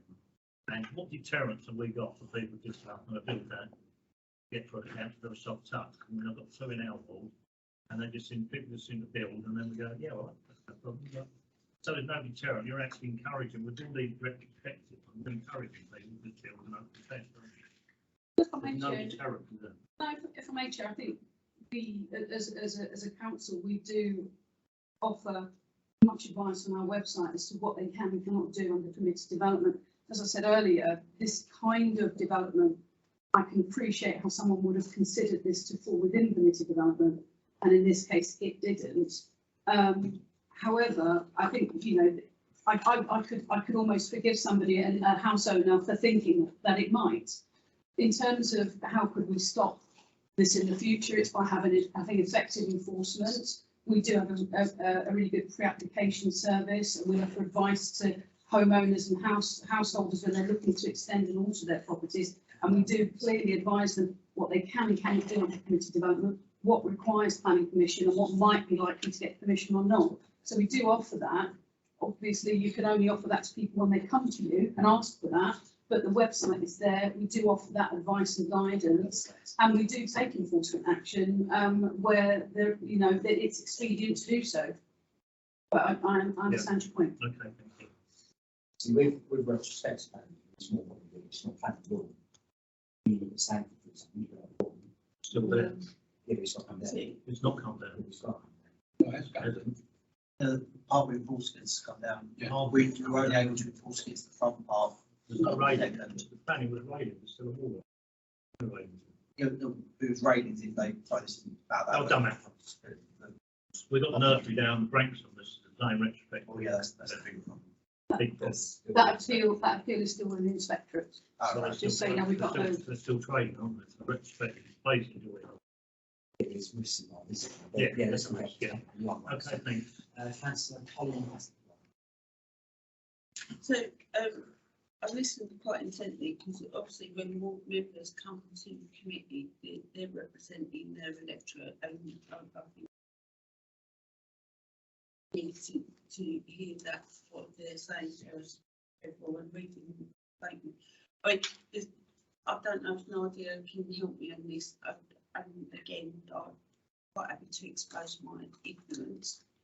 So the building at the moment is 3 of a metre too tall in one area. It's like 300. Is it 300 metres? If I may, Charles, it's easier to show you in the photograph. So the previous outbuilding, finished around about here, was highest at this point at 3.1 metres, the same height as the flat roof is now, and had a very, very shallow pitch, and that would have finished around about there. So we're talking a difference, a marginal increase in height of around about 35 centimetres. It's not a great deal. It's the actual gradient of the slope there. And you can't easily see on that image, but you can see where the change has happened in the structure. And so we are really talking about that difference in the height of the building at that end and the far corner of. So they've got their dimensions wrong. Arranging or that's it.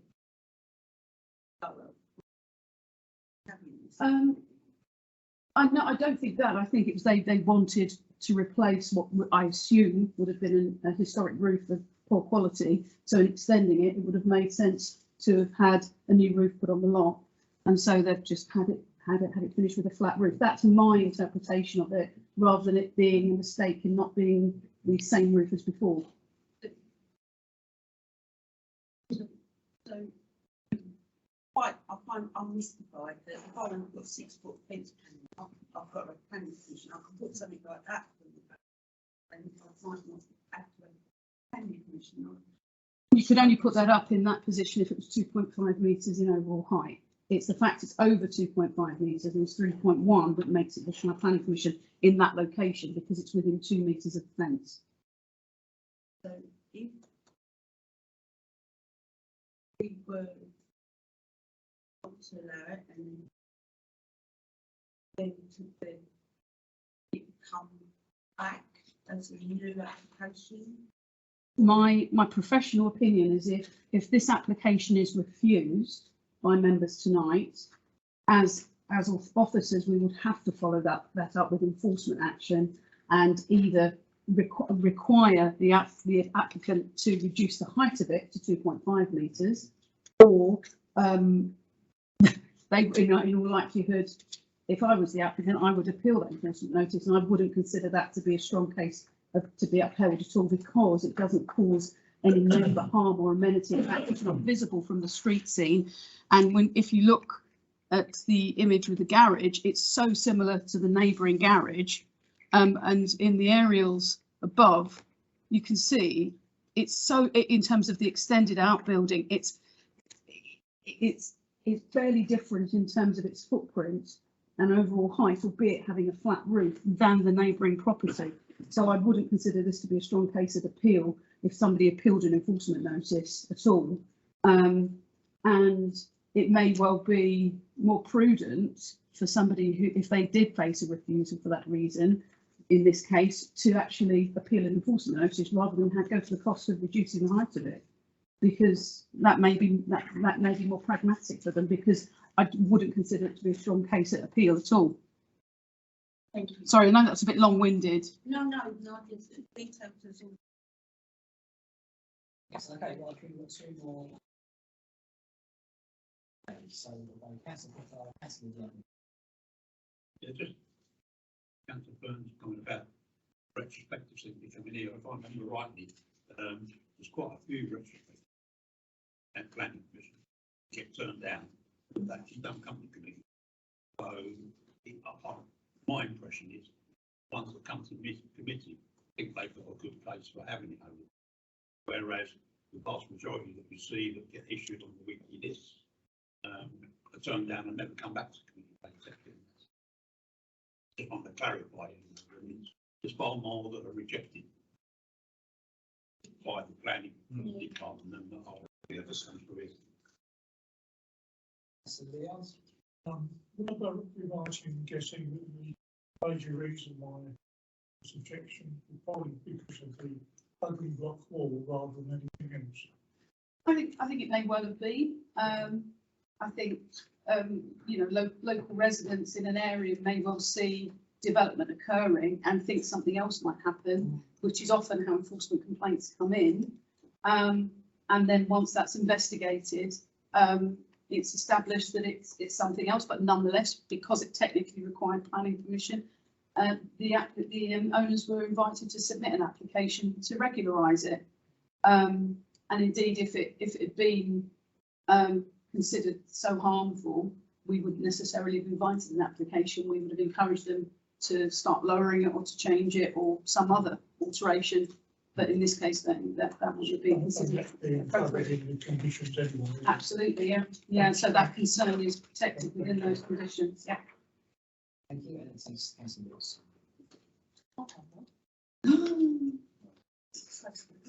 So one of the other things that it's a shame we didn't see was a photo from the garden behind what exactly that all looks like, what they're looking into. So if this went ahead, what is the timeline to have all that redone? The Chair, the condition with it on page 79 states within 3 months of the date of the decision, and then the rest of the outbuilding should be fully rendered by then. And they're not bad images really with respect to showing the view from the property to the rear on Heath Road. That is their fence with the trellising that's been added by the applicant following discussion with the neighbour. But there is every intention to fully render it, but we want to ensure that does happen, hence the condition. The reason I would like to see it from to see how big that looks like rather than behind, because it's not a shed. And you would have had a shed there previously in that height. So personally, that's one of the reasons I would really think, because it's a higher than shed. And it also, with that bit of trellis, it makes that fence 6 foot. And that's why that's why. Yeah, it wasn't a wooden shed. It was a block built shed with a monopitch roof, and it's unfortunate that I can't show you readily what that was, but as you can see there, that it was a rendered structure, and whilst it may have been used as a shed and was 1.5 metres shorter in length, it wasn't particularly dissimilar in overall mass and shapes of what's been built and extended. And you can see that from the aerials there, that it was a rendered, ever so slightly sloping blockwork structure. So it wasn't a shed in the sort of timber sense. But I take your point about the slight difference in height. Thank you. So, on to debate. Who'd like to start? Councillor Giles? I'm just going to say I'm sorry, because I'm sorry yeah, there's so little difference. And so once the football started up,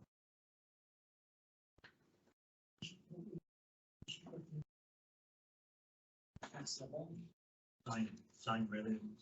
I wouldn't dread that much on it. I mean, I think probably everybody sorry, I can make it look a bit better. So yeah, I'd have to give them the benefit of that.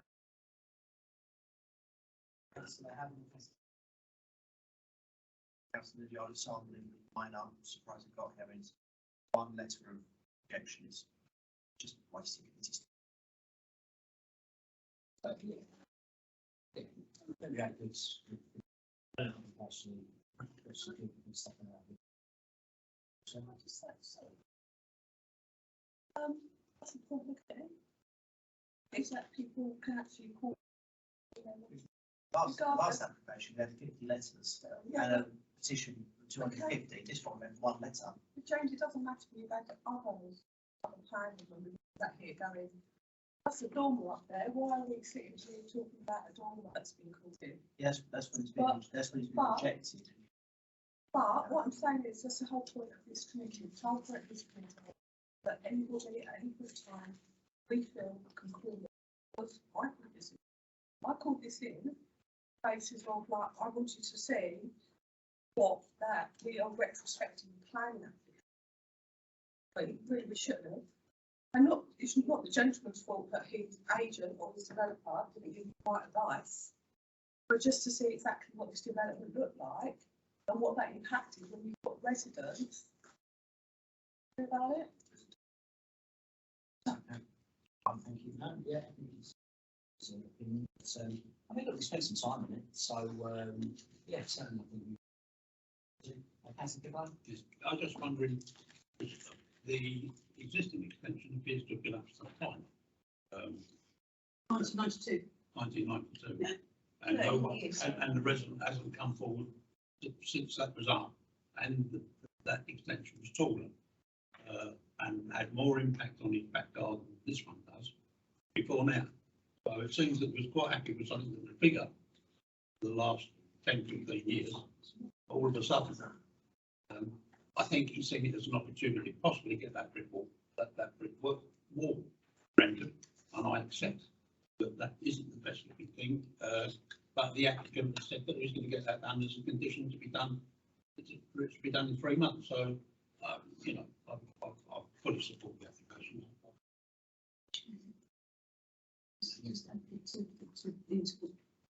Manages that to what Councillor Pickering has just said there. Just for members' benefit, that condition has been put on to ensure that it is fully rented within 3 months, and that does give us the right to follow up with enforcement action with a breach condition notice if that isn't complied with. So, you know, I'd hope to think that that might give members a bit of comfort in terms of the visual impact of that wall to that neighbour to the rear. Okay. Thank you. Right, I think we're back in the other hand. So, so yeah, let's. I think we've you know, spent a bit of time on this. We've got any questions. I think we've addressed the basic statements, getting some information here. So yeah, good stuff. Councillor Lydia, you spoke first, and would you like to recommend approval? Okay, and Councillor Burns, would you like to second that? Yeah, okay, so, recommendations, quite a number then. Page 79. 78. Sorry, 78. Right. Apologies. 78, Bottom of 78. Apologies. Recommendation 8.0, recommendation. Second one. All those. Sorry, hands. And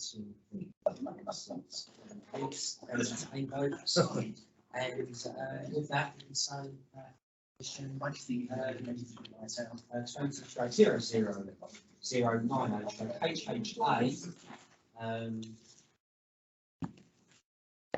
first feature has been approved. Brilliant. Okay.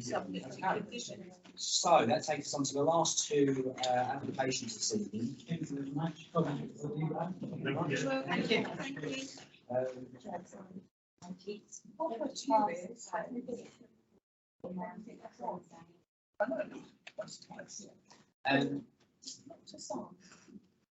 Right, it's 8:15. Extending orders, so we can finish the. Finish the two. Bearing in mind that we've got 11 applications. Is it also, Chair, we need to make work of it, but yeah. Six. Okay, so extend the orders, standing orders. So that'll take us past.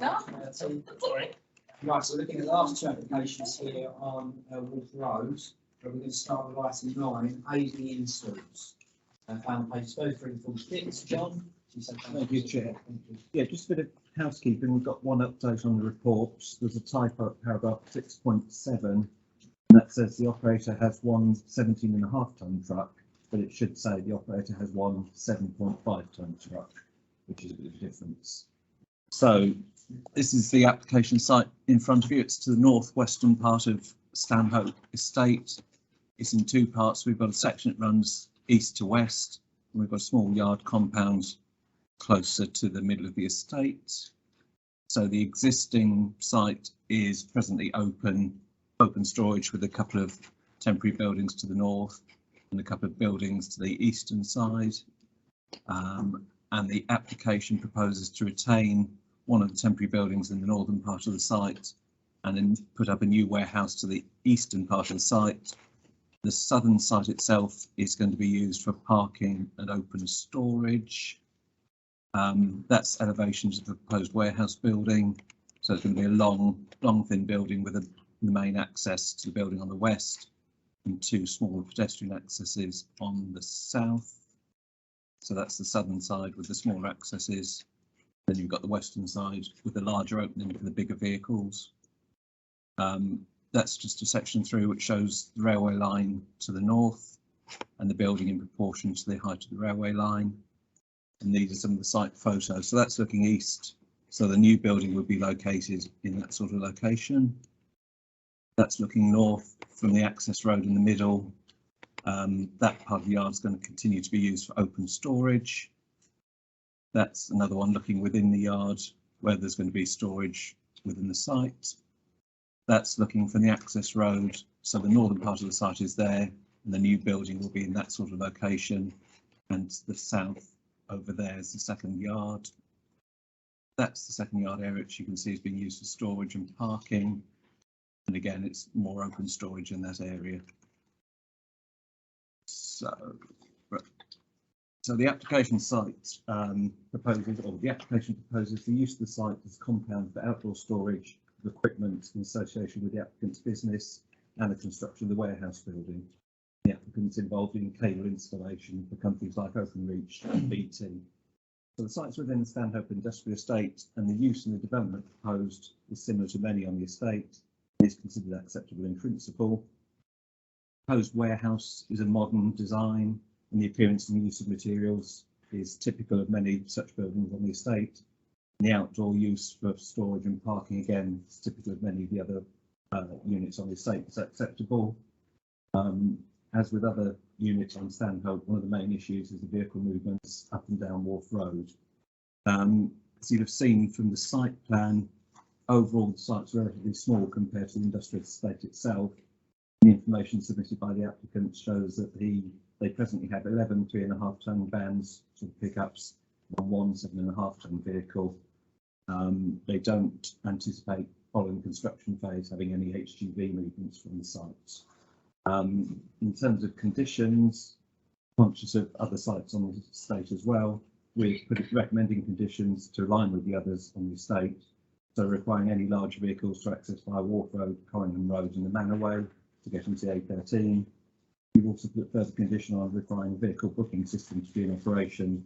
This will allow the council and the enforcement team to monitor the movements to and from the sites, to check when these movements take place. And because the applicant had put forward they weren't having any HGVs, there is a condition on this one restricting HGVs apart from during the construction phase.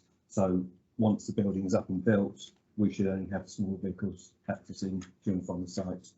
So given that the principal design is all acceptable, subject to conditions, there's no highways objections to the scheme, so we recommend approval. Okay, thank you very much, John. Okay, so that then takes us into questions. Is there any questions? No questions, okay. We have no speaker statements on this particular item. So that then move straight into yeah, how's the burn? Thank you, Chair. First, me. Yeah. Well, for me, investment into my town, jobs, low impact, no brainer. Got to go first. You do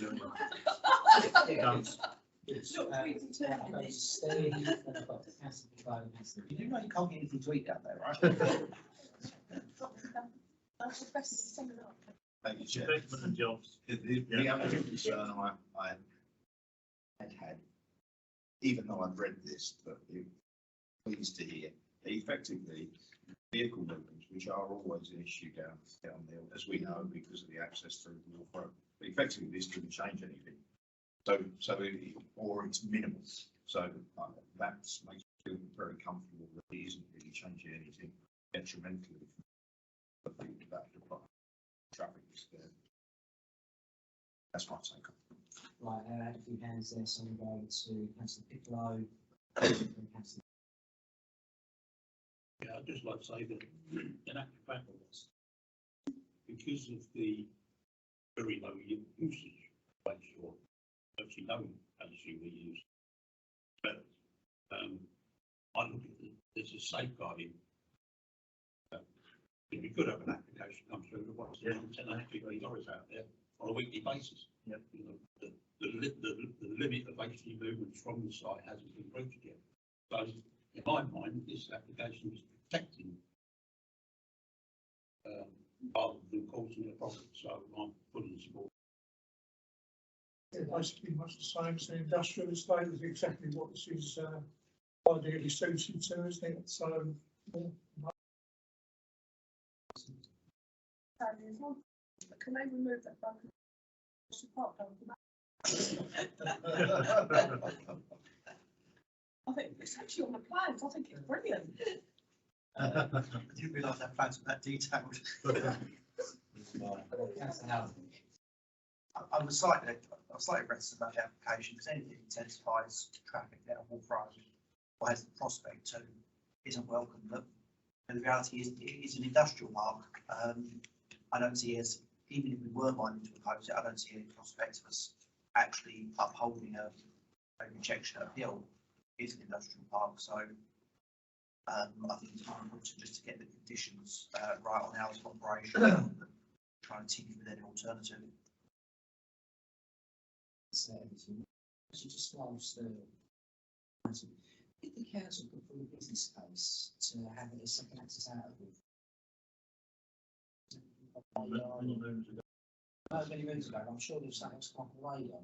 It's been enterprise park. So sort of. It's actually gone in. Yeah. As a suggestion. Okay, good. All right, then. So yeah, I think as long as the conditions are adhered to, yeah, this is a good one. So Councillor Byrne would like to amend. Councillor Howard, do you want to second that? And then we'll go to the vote, and it's a recommendation through on page 40. Yes, just on the sheet. Yeah, okay, all those in favour, please raise your hand. And also across the committee. So, excellent. So we can say that AD installed Stanford Hope Industrial Park agenda item has been approved. That takes on to the last item on the agenda. There is Stephen Upton Vanderkamp, Stanford Hope Industrial Park. Agenda item 10, and John, you said Okay.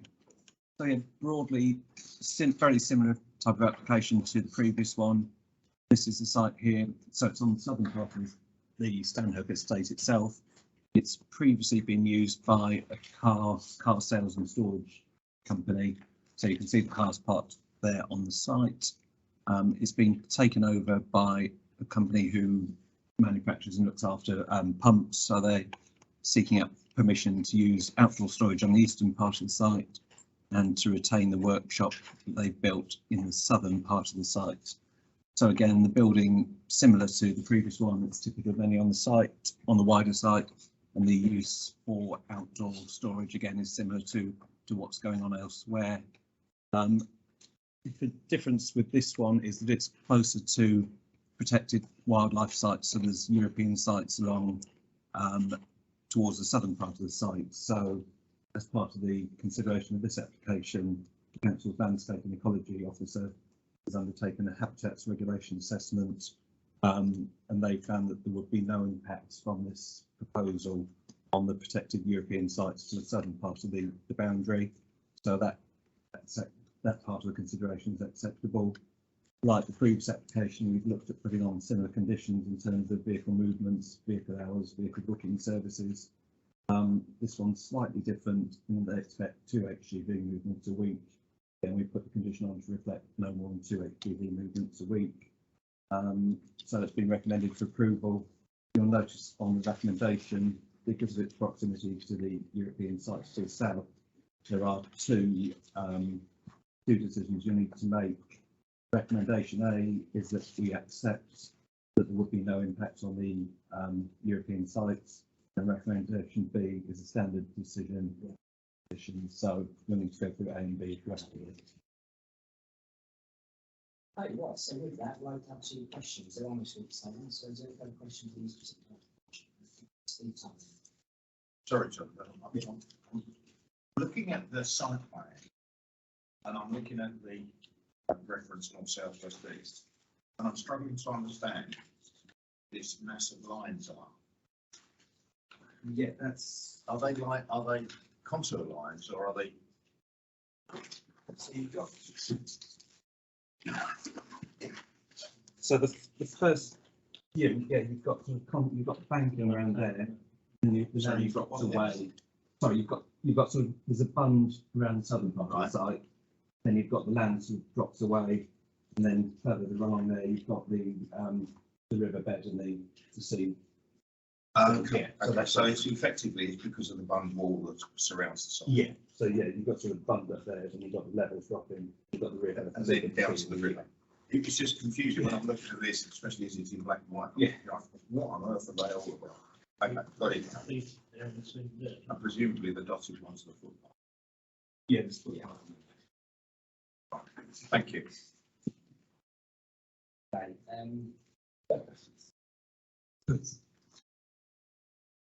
Yeah, just on this, one of the conditions, it says there should be no more than 2 each way HGV movements a week, unless previously agreed in writing with the local planning authority. Now is that one of occasions that they need to write in? Can they just write in and say in abstract we need 5 vehicle movements a week now in the future going forward? They'd have to actually, this means that they want to do more than that, to make a new application to vary that condition, to change the numbers completely. So it's not, if they wrote in on Monday, they couldn't do 5 vehicles. They'd have to actually vary that condition itself to change the number.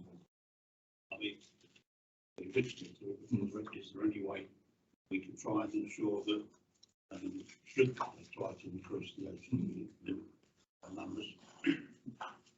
But it will make it come. We have in the past taken items where they sort of follow on applications come back. So we would, if there's a form application that varies, either come back because we would. Questions. Okay, so we go to debate. Anyone wants to start with debates? And the one before, investment, jobs, less traffic, people investing in my town. No brainer. Yeah, I think, as I say, Bernard said previously, my only concern was that they could come back at some later stage and ask for no AGB. Now I can assure that we can put something in this commission to say that should that happen, it has to come back to planning committee and not sneak in through the back door. Yeah, we would. Sorry, we couldn't put something on the condition say it would go back to the meeting, but we would take it back. So now I've got that assurance. Yeah. Okay. Right, so we do have a recommendation which has 2 votes. Councillor Byrne, would you like to recommend A.1 recommendation A, secondly for Councillor Piccolo? A, and that's the local habitat species regulations 2017. All those in favour, please raise your hands. It's unanimous across the committee. And then moving on to recommendation B, again, Councillor Byrne, seconded by Councillor Piccolo. 8.2 approved subject to the following conditions. Recommendation B, please raise your hands. Okay, and that is and that has been approved. So both of those have been approved. That's item agenda 21/01926. And the county industrial park has been approved. Okay, so that brings the meeting to a close. Just bear in mind we'll have more information over the next week as to whether we'll push ahead with the 7th of April. It might be